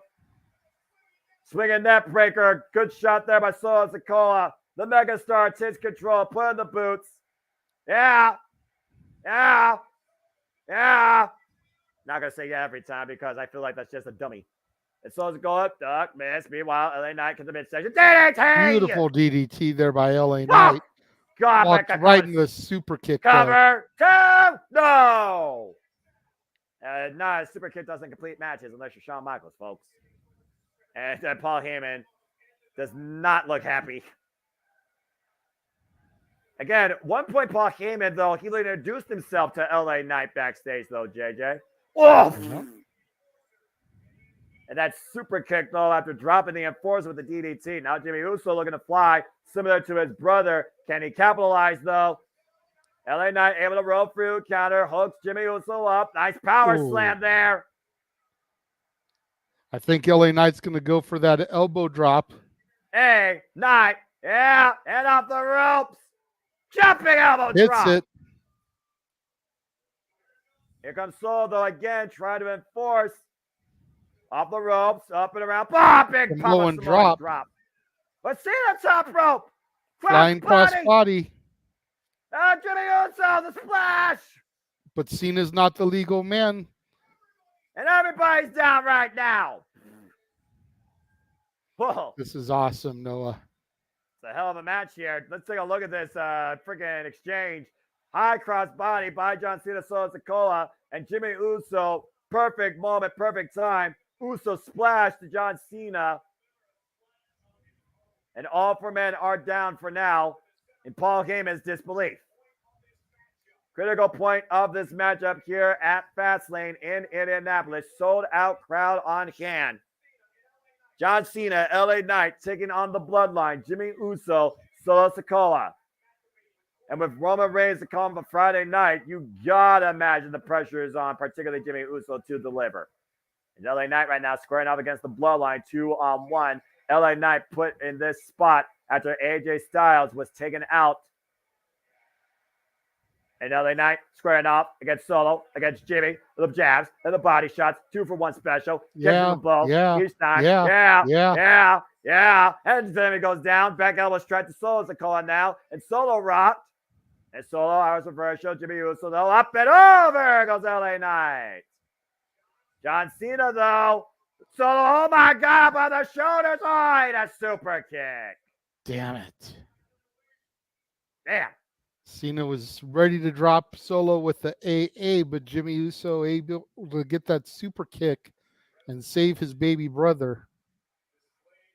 Yeah, Jimmy Uso may still be a hypocrite, but I'll give Jimmy Uso credit. When it comes to tag team wrestling, he still is truly a specialist, able to find the moment to capitalize and be there for his partner at the most critical time.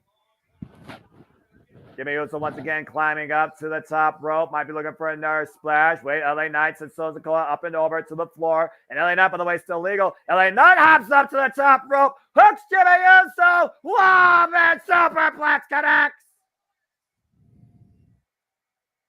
Whoa. And Cena's feeling it. What are you talking about? This 5 moves of doom. It's 5-knuckle shuffle time. And so Sikoa eats a cheap shot. And Cena, vintage Cena, the 5-knuckle shuffle. LA Knight, the legal man. And LA Knight, Jimmy Uso. One force trauma. Cover that hypocrite. Cover. 2, LA Knight 3. with the win.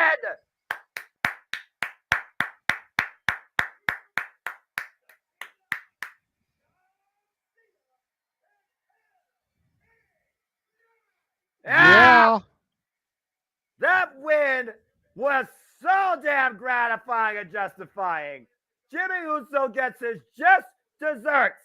And Paul Heyman can't believe it.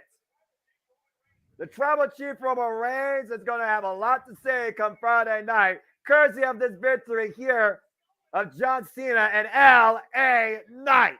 Yeah. Wait a minute, what? No. I don't need that. Not about that. LA Knight show respect to the true vet of the game, John Cena. From the greatest of all time to the greatest still to come in WWE, JJ. What a match, though. LA Knight hopping up like a cat to the top rope and hooking Jimmy Uso. Beautiful superplex. And off the 5-knuckle shuffle, Sikoa trying to intercept and got caught. And then LA Knight with the BFT for the 1, 2, 3. Yeah. The hottest superstar today in WWE wins tonight at WWE FASTLANE alongside John Cena, LA Knight. Yeah. Paul Heyman, I don't hear everything, but I just heard Paul Heyman said we may have a problem. Problem solver unable to solve a problem tonight that may have just developed even further. Good win, though, tonight. Congratulations to John Cena and LA Knight. Yeah. Oy. All right. Now I can breathe for a moment. Look, I'm not going to lie. Like I said, Jimmy Uso, he is what he is, and he proved it tonight. So I hope Friday night he gets his just due. Hey, it just goes to show you pay for your sins. And at the end of the day, Jimmy Uso was the dummy. Yeah. Oh, man. I needed that. That was good. Yes, it was. All right. Let's see what we got here. Matthew with that. Yeah. Walter with that. Yeah.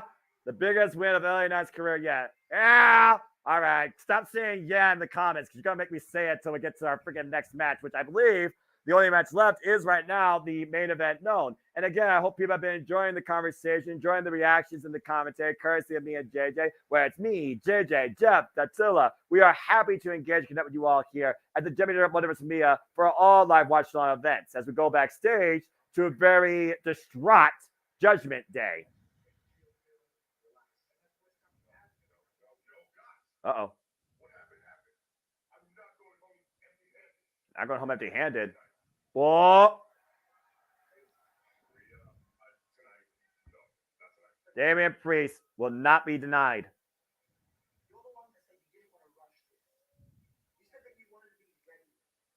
Rhea reminded him that he didn't want to rush it. He wanted to be ready. Rhea saying tonight's not the night and asking for Priest's briefcase. So Rhea Ripley is the holder of the briefcase. Again, to your point, is it all a work, or will Damian Priest find a way to make sure he's last man standing with the WWE Heavyweight Championship? Again, it's been an incredible night from the home of the Pacers and the Indianapolis Colts, Indianapolis, Indiana, from Gamebridge Fieldhouse. We've had new tag team champions. We got Jimmy Uso getting his just desserts. We found Io Sky was able to surpass the Queen. And, of course, we still have our main event tonight. We got Declan McMahon and, of course, the Indiana in the audience here. That's pretty cool. One of those NFL WWE Championship belts.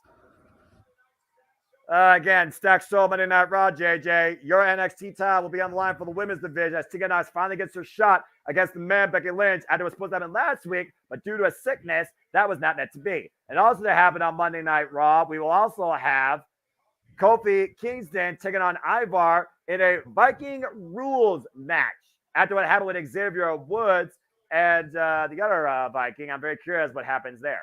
And Nia Jax will be back in action for her first time since returning, taking on Raquel Rodriguez. For the love of God, don't let Nia Jax win. And that will all take place and so much more from Omaha. It's been a quiet night here. The guy again, a moment to breathe and a moment to think. Again, you talked about, you teased it, you booked it. But right now, Rhea Ripley being the voice of reason, never thought I'd say that, and taking the briefcase from Priest. So, again, was that bump to the knee more damage than we thought? Can a hobbled man beat a man that barely stands last in the end? That remains to be known tonight at Fastlane. We got a commercial break here for figures, for those that buy those. And again, the next time we come back here on the JMN Brothers and Mia to cover WWE content, it will be where it feels like it may be the big time and jaw-dropping, explosive, impactful, and heart-stopping as we'll go across the world to the record-breaking, history-making venue and populace of Saudi Arabia for WWE Crown Jewel. And that will be Saturday, November 4th at 1 p.m. Eastern Standard Time, which means we'll be going on the air noon Eastern Standard Time for our pre-show. It's 9 Pacific. Jesus. And, of course, after the night, before Open Mic Night, Fastlane has its press conference. You see the stars that will be on hand, including the losers tonight of that tag match. The Bloodline, the Judgment Day. We'll have Shinsuke Nakamura, Seth Rollins. We'll have the LWO, Cody Rhodes, and the Street Profits and Bobby Lashley. And again, there's been a lot that's unfolded here, but it's still one last lap before we hit the finish line. And the finish line will be the last man standing. Seth freaking Rollins defends the title and his Bushido against Shinsuke Nakamura. It's the WWE Heavyweight Championship match, and it's last man standing. AJ, we talked about it. These two have been at each other for the better part of this year since before Payback. And it really came ahead in Shinsuke Nakamura's first ever WWE Premium Live event, main event. He was going to put Seth Rollins out of his misery. It is now known on both parties that Seth Rollins has been working with a compromised spine for the better part of 4 years. And somehow he was able to burn it down and provide Shinsuke Nakamura a good dose of payback and still come out the champion. But it didn't come without a receipt, as Shinsuke Nakamura exercised his will again. And he was the last man standing, even though he was the one in defeat. This has now caused Seth Rollins to push himself to test himself again against Shinsuke Nakamura and prove once and for all that he will be the last man standing. And at first, Shinsuke Nakamura said no. Why would anyone ever say no to a chance at the championship unless they had a plan? And Shinsuke Nakamura clearly has a plan. Now it possibly could come to fruition. He has the stipulation. He has the title shot. He has no restraint.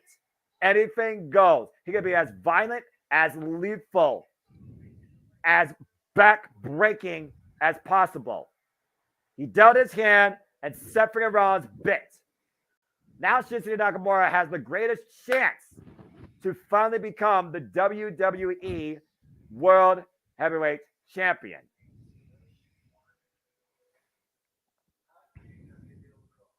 This is going to be very, very interesting. Last man standing matches are beyond brutal. They shorten careers. They put you on the injury reserve. They test your resolve. They empty out your resilience. They force you to push yourself to another gear.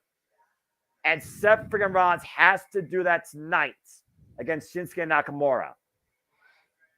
Yeah, Seth messed up when he gave Shin the opportunity to pick the type of match he wanted. Because what better match to focus all kinds of aggression on a noted injury like a spine, like a back, than a last man standing match. This was a horrible call by Seth Rollins. You heard Seth, though. He said at this point it doesn't matter because at the end of the day, I would have left it all out there. And until I leave it all out at the point I can't get up, I will do anything possible to make sure I am still Monday Night Rollins. And this attack by Shin on Raw this week, just so beautifully orchestrated. Seth distracted watching him on the Tron cut a promo, and Shinsuke coming into the ring from behind and just destroying Seth with a chair. Counting to 10, showing that Seth is beatable, that there are ways that he won't answer the count. Will Shin be able to orchestrate that master plan tonight is the $1 million question. Well, and I got to say, as much as I enjoyed seeing that bitch arrive in the arena more than once backstage, I'm surprised they haven't done more with her, not even an interview segment or something. Remains to be seen. Maybe you'll get an exclusive. Here we go.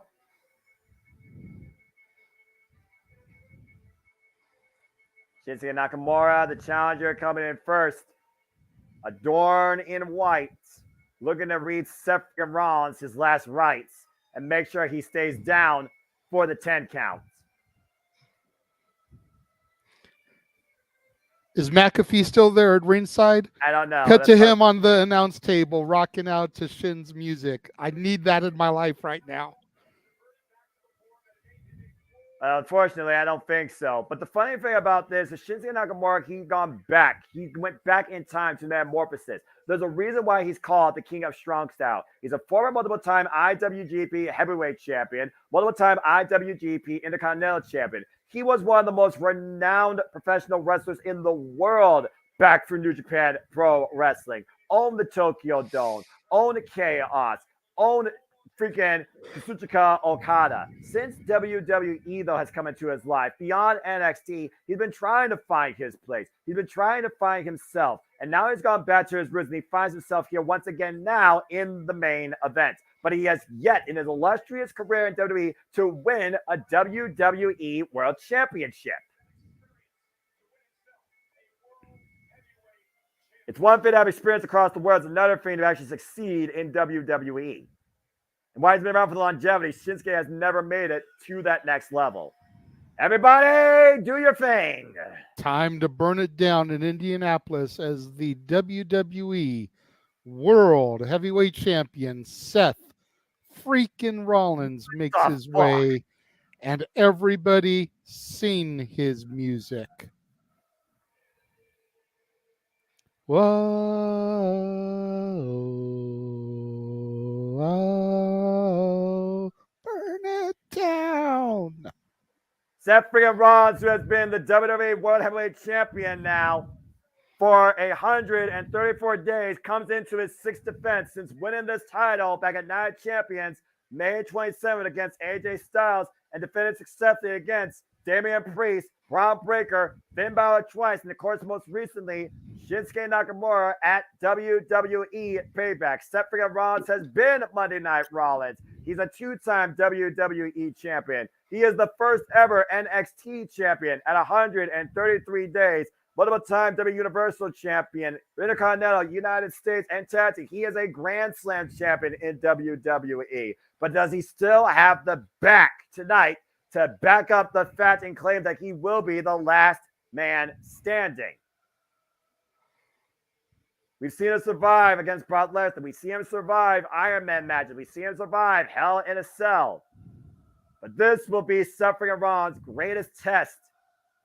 And the greatest why does it look of like his he will. has a JoJo Siwa bow worked into his outfit? I'm just saying. I don't know. Again, the drip. I will never understand it, and I will never wear it. As we're going to have 15 minutes of this, so just go along with it. Caitlin, I know you're probably doing this right now with Amy and Aaron. God bless you three. All right, let's go down that road for the introductions.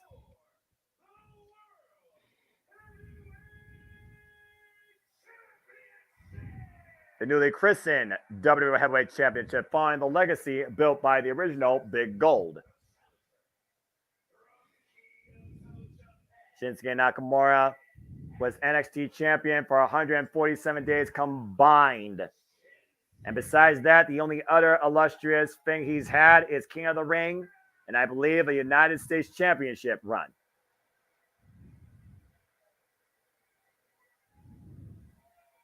Oh boy. The maniacal Monday Night Messiah, the visionary, the revolutionary, the face of Monday Night Raw, the current WWE World Heavyweight Champion, the man's man, Seth freaking Rollins. Seth Rollins showing no sign of wear or tear or pain. Composed and looks ready to go, but is he ready to hang against Shinsuke Nakamura in Last Man Standing? Testing his Bushido. A code of honor, discipline.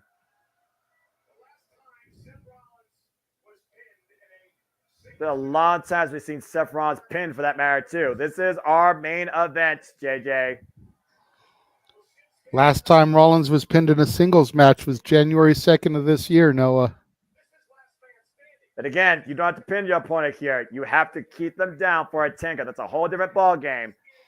Here we go!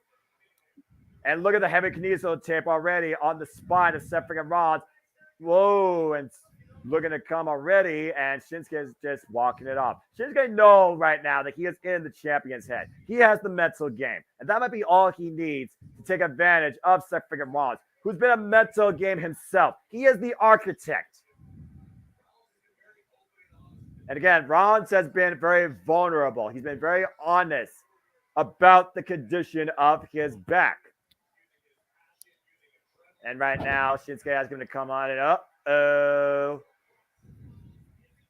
Well, Candlestick will definitely help. Whoa, swing and a miss. And Rollins right now. Oh, Shinsuke Nakamura picks the ankle. Oh! Jesus. And already, target sighted, target executed, driving the spine into the barricade and the ring apron. Benny, good to see you. Again, appreciate all y'all that are tuning in on our Fastlane main event before we take a brief hiatus and get ready for the weekly Saturday Night Shenanigans hosted by JJ Williams at our open mic night. This is our main event for the WWE World Heavyweight Championship, and it is Last Man Standing.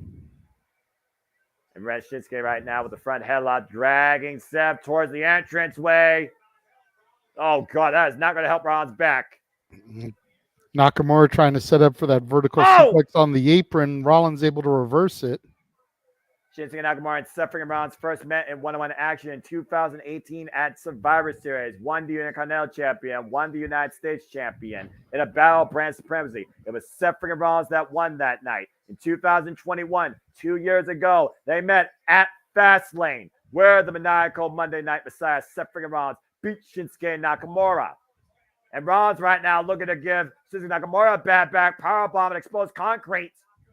Nakamura, though, countering, though, trying to drive him face first, but still ring steps. Seth again countering right now and taking advantage of Nakamura.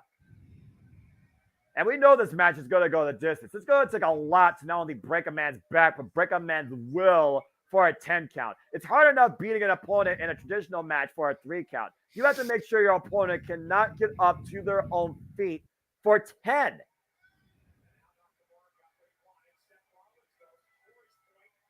Seth Rollins right now with the steel steps in hand, JJ. With a very sinister smile on his face. We know how dangerous Seth can be when pushed to that degree. And right now, Seth Rollins. Whoa, God! That was a crazy throw. And meanwhile, look at a curb stop. Stays head in the steps and misses. Caught the kick. Oh! Driving Nakamura down with the rolling elbow strike. And so far, Seth Rollins has been able to stay in the driver's seat in the early going, following that initial assault to his spine against the apron and the barricade. Now bringing 2 candlesticks into play. Again, when you talk about the will, we talk about the mindset of the champion, the fact that he's willing to dish it all out, leave it all out there for his family, for this business. And he won't leave anything less than 100% before he loses this championship. Seth Rollins now bringing all the plunder in the ring. We got tables, we got chairs, we got trash cans. All this and more at FASTLANE Indianapolis. Sounds like that Montgomery Flea Market commercial waiting to happen. That jingle. Why not another table? Well, you know, you can never have enough wood. Wait, that doesn't sound right.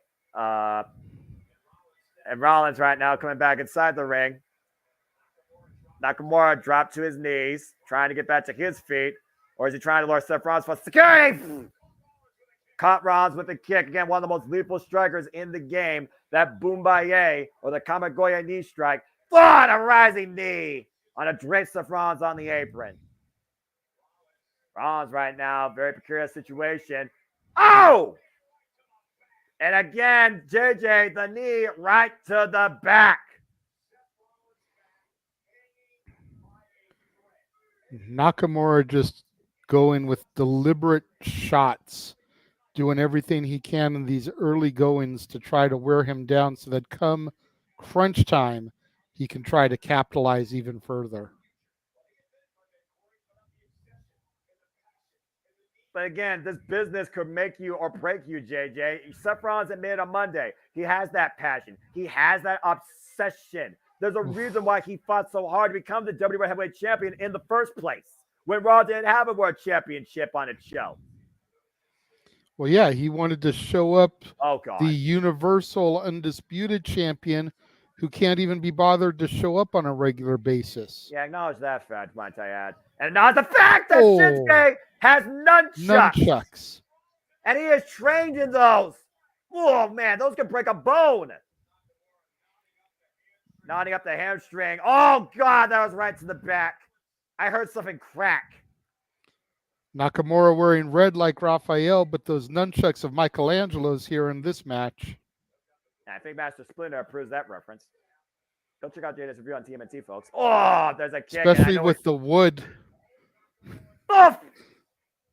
Sliding German suplex as he goes to the outside. And again, all the impact on Seth Rollins' back.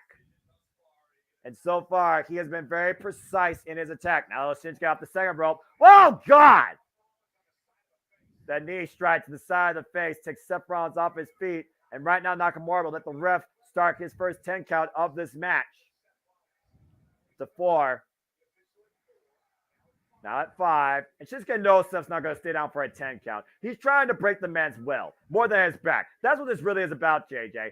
Shinsuke Nakamura is trying to break the will of Seth freaking Rollins. You break the will of the champ, and the championship comes as an accessory.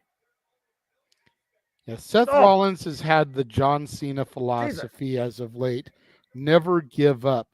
Nakamura just wants him to give up and quit. John Cena never quit and I quit match. I can't tell you the last time Seth freaking Rollins gave anything less than 100% last man standing. And right now, Shinsuke again, nunchucks in hand, might be looking to choke out the champion this time.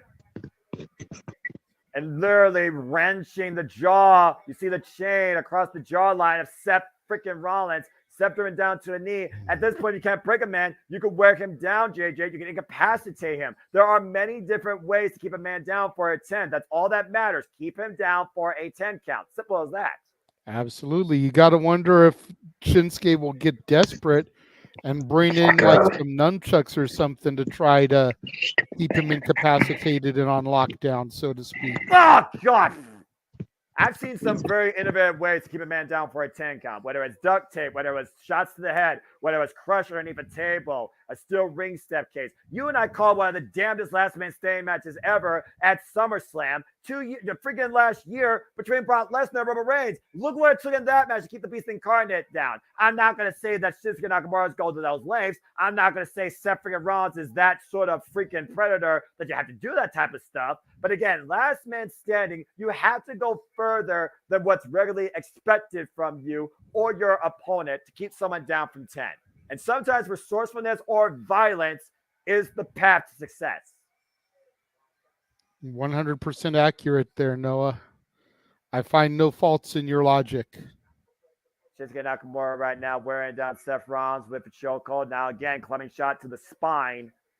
Again, no disqualifications, no countouts, no rope breaks, anything goes. The only way to win last man standing match, keep your opponent down for 10. Seth, though, lands on his feet, though. And Miles of a sling blade. And if nothing else, Seth Rollins buys himself some critical time. But both men are down, so the ref will start his 10 count. Yeah, rough counting for both men at this point, since both men are down. And to your point, Seth able to get to the feed first, since he was the one who delivered the offensive move, allowing himself to get a little bit of recuperation and find some kind of weapon. Looks like he's going for the Singapore cane, the kendo stick, to dish out his brand of justice on the Nakamura. Now, he knows how to swing a kendo stick. I can guarantee you that. And he's just wailing away at Shinsuke Nakamura, unleashing all that pent-up rage. Unloading here. There's that shard-driven trash can that he had some bad vibrations in earlier. Oh, man, the side of the head. And Shinsuke driven to the outside. Now Seth looking to follow up, continue to capitalize here on the offense. Seth looking to pick up speed. Go for broke from the middle of the ring. Seth flies the tope suicida. Lands on his feet. Brings Shinsuke back inside the ring. Again, what is going to be the one physical determining blow that's going to tell the story of this match? Oh, and Shinsuke was covering up, but he left his midsection exposed. The running knee strike by Seth Rollins. He enough of those tonight, I'll tell you that much. And now Seth right now going for broke on the top rope. Frog splash. Got all of it, but man, did he not the win out of himself in the process. And now the official once again started his 10 count. Again, Umaga was incapacitated, being choked out with the steel freaking ring rope by John Cena in Last Man Standing for John Cena to keep the WWE Championship. And that was back at Royal Rumble 2007. And once again, Nakamura back up to his feet. Seth Rollins looking to swing and a miss. And now Shinsuke Nakamura using the candlestick to his advantage, trying to choke Seth out and backstabber in the process. Shinsuke Nakamura looking to follow up again. Sliding, running knee strike, and just again taking it off his feet. Asuka back in NXT was able to survive Last Man Standing against Nikki Cross at a ridiculous superplex from a ladder through the announce table and just barely beating the 10 count. There have been insane extremes taken in Last Man Standing to make sure you are up before 10 and the other one is not. Nakamura set that table up in the corner, and we all know the rules of weaponry, Noah. He who sets it up traditionally is the one that gets put through it. A victim of your own device. Oh, God! Up and over. Face first. Seth Rollins right now set up against that table. Shinsuke Nakamura looking to drive his knee and his body through the champion. Whoa, man! The table, case in point. Table bent and Rollins. Curb stomp. And that might be enough to burn it down and survive this Last Man Standing match. Shinsuke Nakamura literally looking up in the lights. Referee count up to 4. That table buckled, by the way, off the impact of Shinsuke Nakamura's knee. Nakamura stirring, though. Later on instinct. With Divine Intervention up at 7. We're up to 8. He's on one knee. And Nakamura beats the count of 10. Take a look at this. Look at full speed. Bam! That knee hit more of the steel beams of that table, Jada. That's why it didn't break. And then the immediate stomp to your point by Seth Rollins. And Seth throws Shinsuke again to the outside of the ring, looking to further punishment. The last time Shinsuke Nakamura was involved in Last Man Standing was against AJ Styles for the better part of 2017 at Money in the Bank. And AJ Styles won with a phenomenal forearm from the ropes through the table to Shinsuke Nakamura. Probably Sterling right now. Everything that's at his disposal and everything that's been used. And oh no. Oh, yes. No way. Well, I knew we were going to get extreme here. A ladder is coming into play. And it's been perfectly legal. Oh. Trying to take the head off of Nakamura there. Or his knee or inside of his body. That was more the shoulder or the arm. You see Shinsuke Nakamura bracing his arm, JJ. What the hell? What is Seth doing?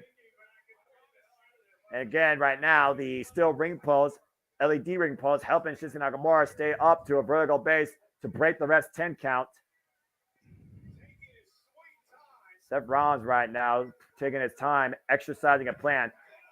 Roaring elbow there. Big rolling elbow.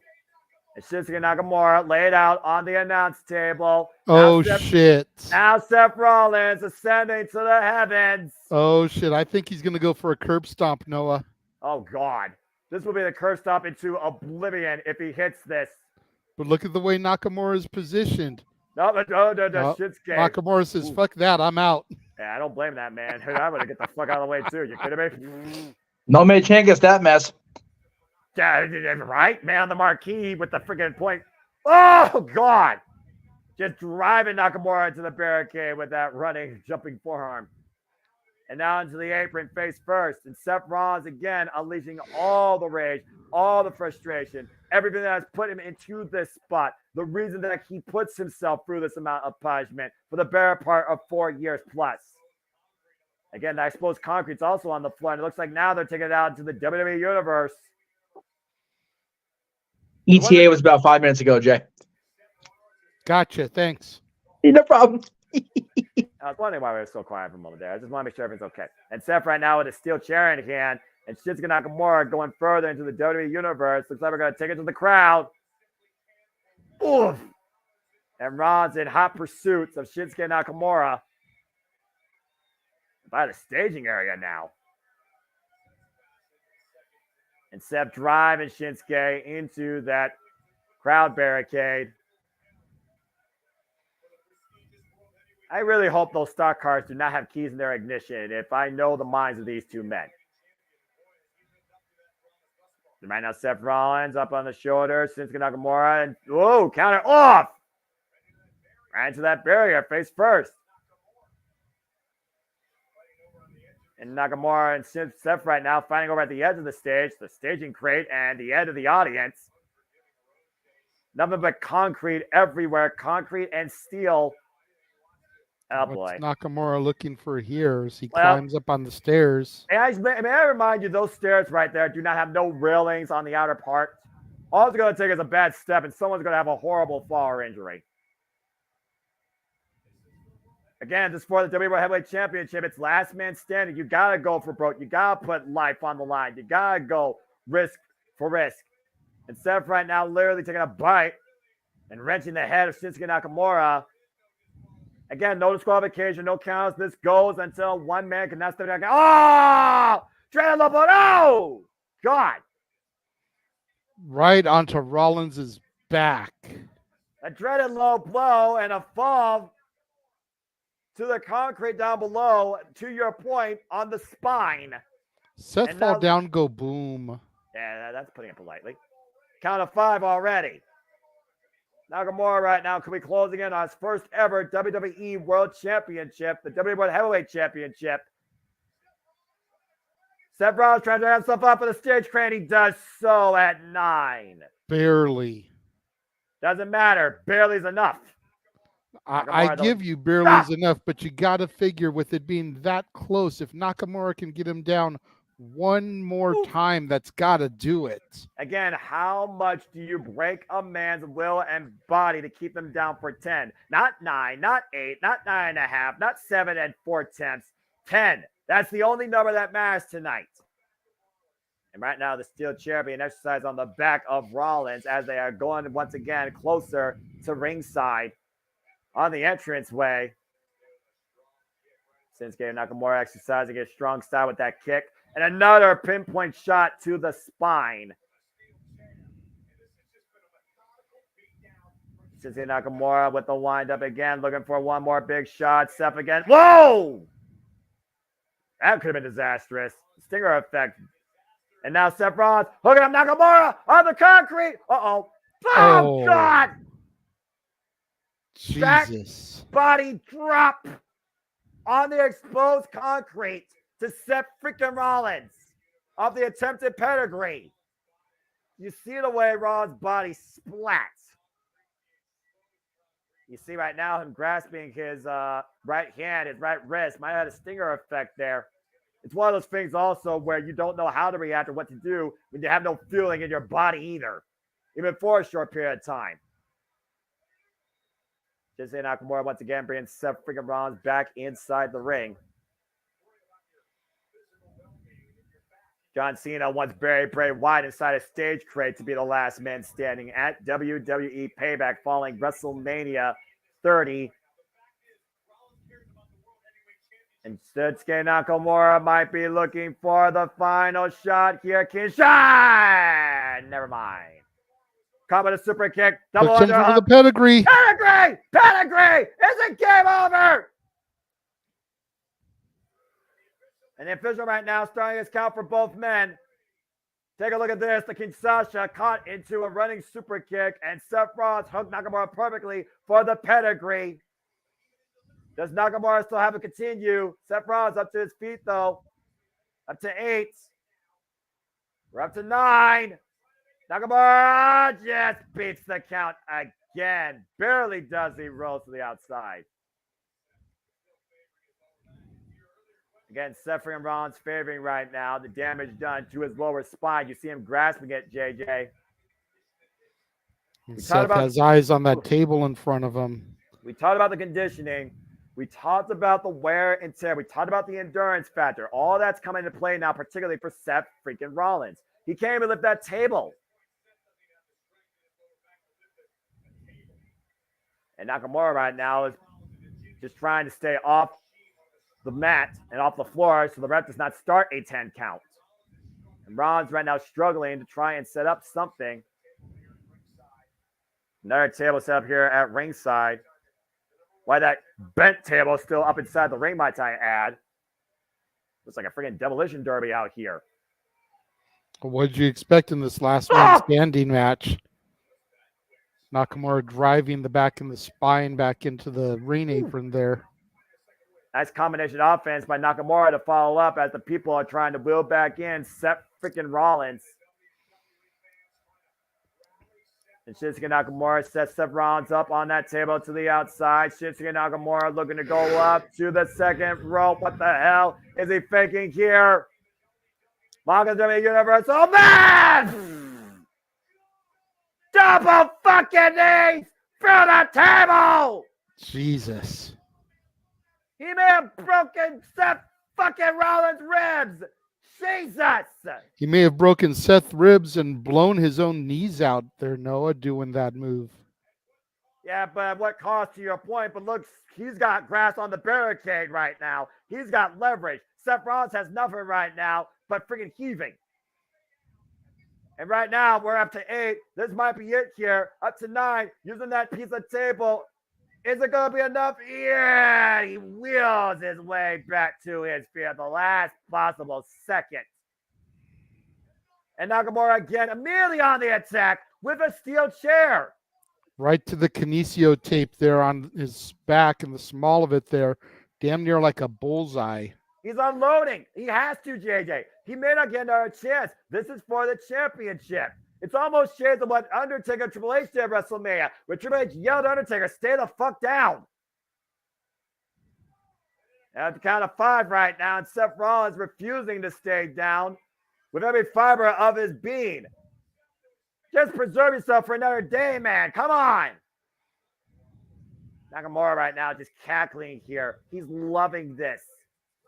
He's laughing it up right now. Oh, I paid for it. Jesus. Man, that went right in the LED light, making the LED ring post there kind of short circuit. Yeah, I was about to say, yeah, that was some real blunt force trauma to your point. The freaking LEDs malfunction.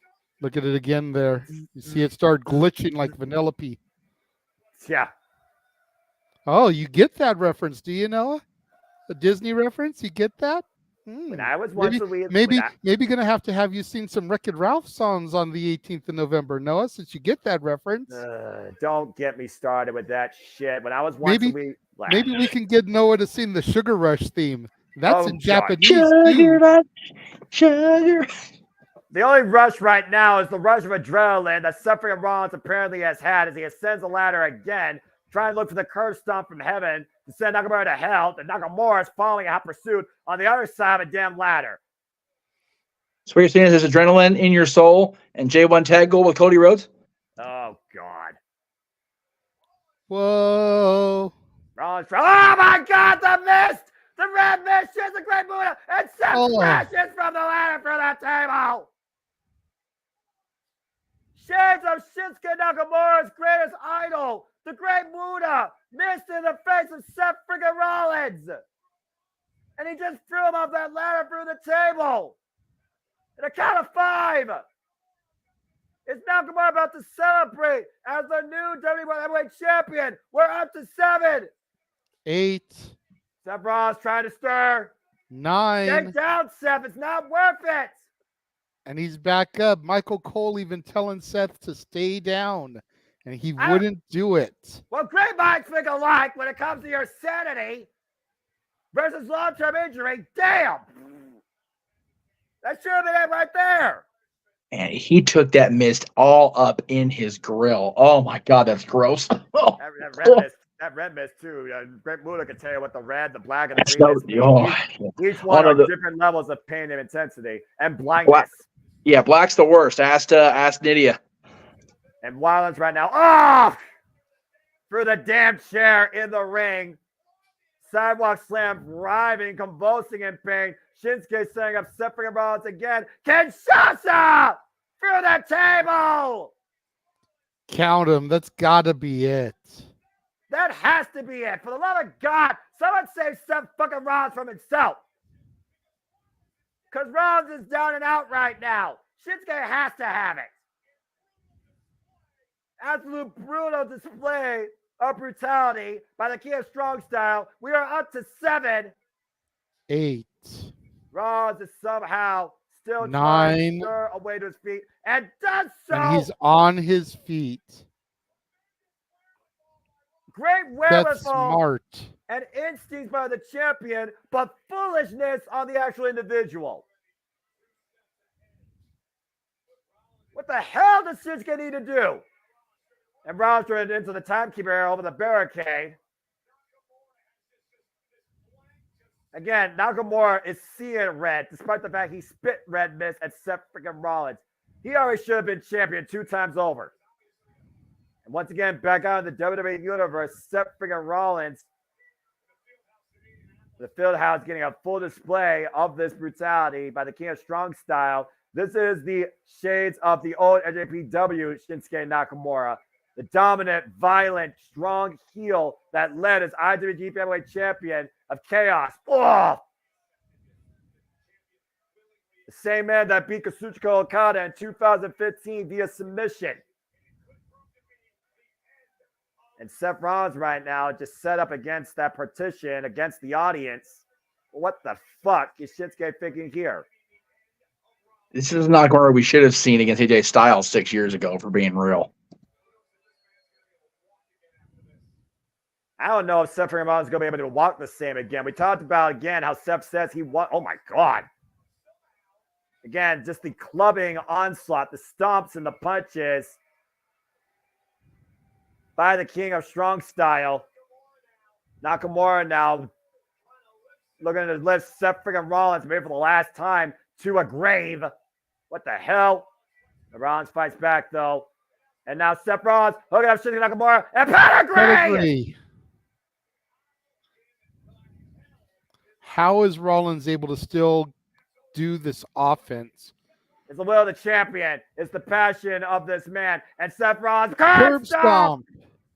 Another stop to Shinsuke Nakamura. Both men down on that raised partition in front of the audience. Referee starting his 10 count again.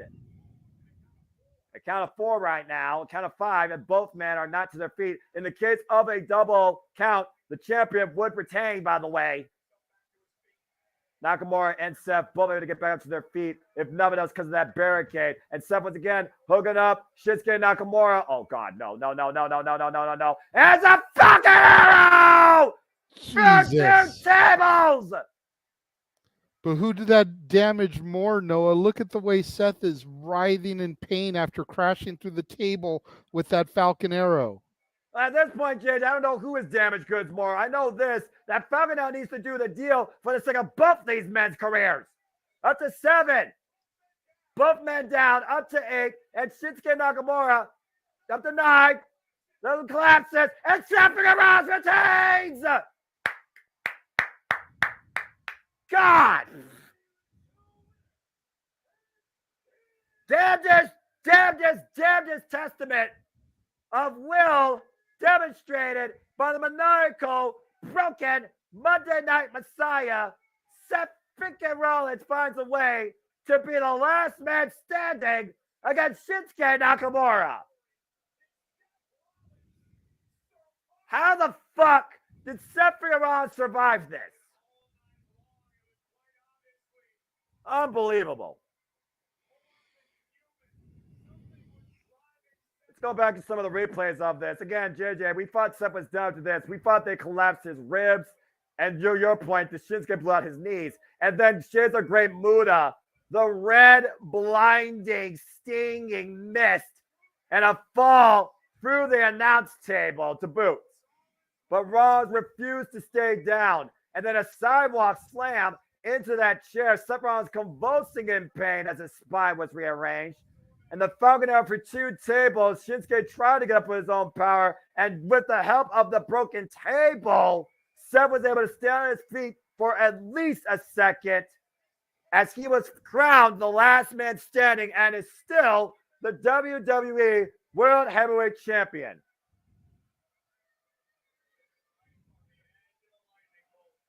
Seth Rollins once again living in the fast lane, proceeds without caution. This man remains the face of Monday Night Raw and remains the WWE World Heavyweight Champion.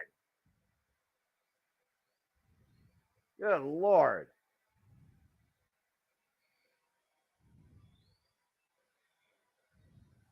Standing ovation from the WWE Universe, singing the praises of Monday Night Rollins. As we finally pull into the finish line for this WWE PLE, we thank you once again for tuning in to this live watch event. For the Renegade Wrestling, JJ Williams, I am the Seminole Foster saying congratulations to Seth freaking Rollins, once again proving why he is Monday nights being the last man standing, taking first place in the main event. What a show. Good Lord. Wow. I'm surprised we're ending. No cash in. Right? That knee. Legitimately surprised, but not mad about it, right? No, I'm okay with it. It's got to happen eventually, but at the end of the day, Rhea Ripley with discretion beating foolish, maybe merit, and Damian Priest being preserved for another day, considering that's Judgment Day's biggest chance to rule Monday Night Raw with an iron fist, not wasted. Seems to be, based on what I'm seeing the highlights from earlier, the Night of the Mist. Mm-hmm. Yeah. Asuka with the blue. Well, I'm sure that's not the first time Charlotte had something sprayed in her face. Well, you kindly, my goodness. It's one thing with the Bucks. What did Charlotte ever do to you? Good Lord Almighty, man, goodness. Hey, that's why I'm not he's saying the you're wrong, but damn. Renegade released. What? That was a Renegade fun. That was a fun You PLE. want to rethink that phrasing, Noah, based on what he said? What? Thank you. Can I? Yeah. I said you want to rethink that phrasing based on what he said. Renegade release. I'm just throwing that out there. Well, engaged. I don't know. I mean, both Engage words. works. Engage works. There we go. Engage works. There we go. I Kill mean, switch engage because you done killed that one. Oh, so Like, what I saw was good, and what I came back to watch at the end was really good. Good night. Good day. Not so much at the crypt for the Kings, but you know, what is. I am going to bow out of the room so I can make sure everything is set up in the other stream for open mic night, gentlemen. All right. I will let Jeff wrap things up here and hit the live button over there exactly at 8 o'clock. Then I'll run the post pay-per-view introduction, which is about 5 minutes, not near as long as the normal one. That way we still come in, where we need to. But all right. So I will see everybody in a few minutes over on the open mic night side of things. Okay, so I'm hitting live right at 8 o'clock on the button. Yes. Very good. Can do. Fair enough. Well, as we check out the super chats, ding. Queen sleep for the big baller. It's been a couple weeks of that so far. I think we had Walter clean sweep last week during Wrestle Dream, although that didn't say much. It pretty much became a predictable show, but not a bad show. Right? No, I mean, again, there really hasn't been a bad show this year, and that says a lot to the entire wrestling. Has there been some shows that are underwhelming? Maybe. It depends on, fans' perception. But overall, every company this year have been firing on all cylinders. They really have. It's good to see it. It's good to see it. I'm not going to lie. And yeah, to Emmanuel's point, yeah, not a good day. I know you're not a sports person. No, Dodgers opened up game 1 of the division series down 6 runs after the first inning. Their ace went out. Clayton Kershaw went out after 36 pitches.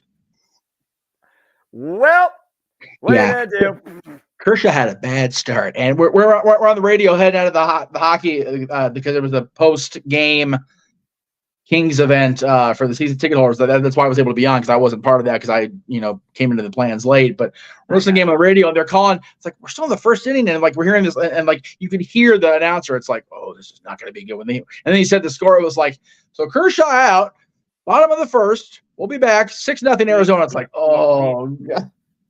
Well. What are you going to do down to the buzzer beater? Speaking of buzzer beater, we got about 3 minutes before we have to transition into open mic night shenanigans. So, wait a minute. Did I just hear you say 3 minutes? Yeah, I just said that. Damn it. I love this shit. That's okay. That's okay. But yeah, great. Again, as always, you and JJ with the masterful call, as you can do on the PLE. So thank you. And again, you can check out both those guys coming up on Tuesday night as we have not a science fiction, but it still is why am I refreshing the page? Just knock that shit off. I botched it. I didn't mean to. There it is. Oh, Lord. Double feature coming up on Tuesday night. We'll be covering AEW Dynamite Title Tuesday live, and then we will take not on a break. We'll basically have the BS session for about an hour. Then we will have the West Coast coverage of NXT because it is Tuesday night. We go into war apparently on the wrestling side of things. So there you go. If you're one of those people that only believes on one side and you're foolish and short side, you believe it's a war. If you're a fan of the wrestling industry, then you're just happy to get 2 great fans from 2 great promotions. That's fair. I will say this. Which side are you leading on? I mean, I will say this though. WWE realizes what AEW, the threat AEW is, because they are loading up NXT. So I like it. It'll be. I'm not gonna lie. It'll be cool to hear you guys call an event of NXT's offering that has John Cena, Paul Heyman, Asuka, Cody Rhodes, and possibly even The Undertaker. That'll be awesome. beyond game buzz. It's gonna be interesting to say the least. And I'm looking. And with forward that being said, we're going to bow out of this stream and head over to Open Mic Night. So don't go anywhere if you're watching across the multiverse, because the same channels are going to have Open Mic Night coming up right now, top of the hour, for the Superman Noah Foster and the Renegade of Commentary, JJ Williams. I am Jeff Meacham, the founder, the man whose name is not on the marquee because I messed up. We will see you in seconds over on Open Mic Night. See you there.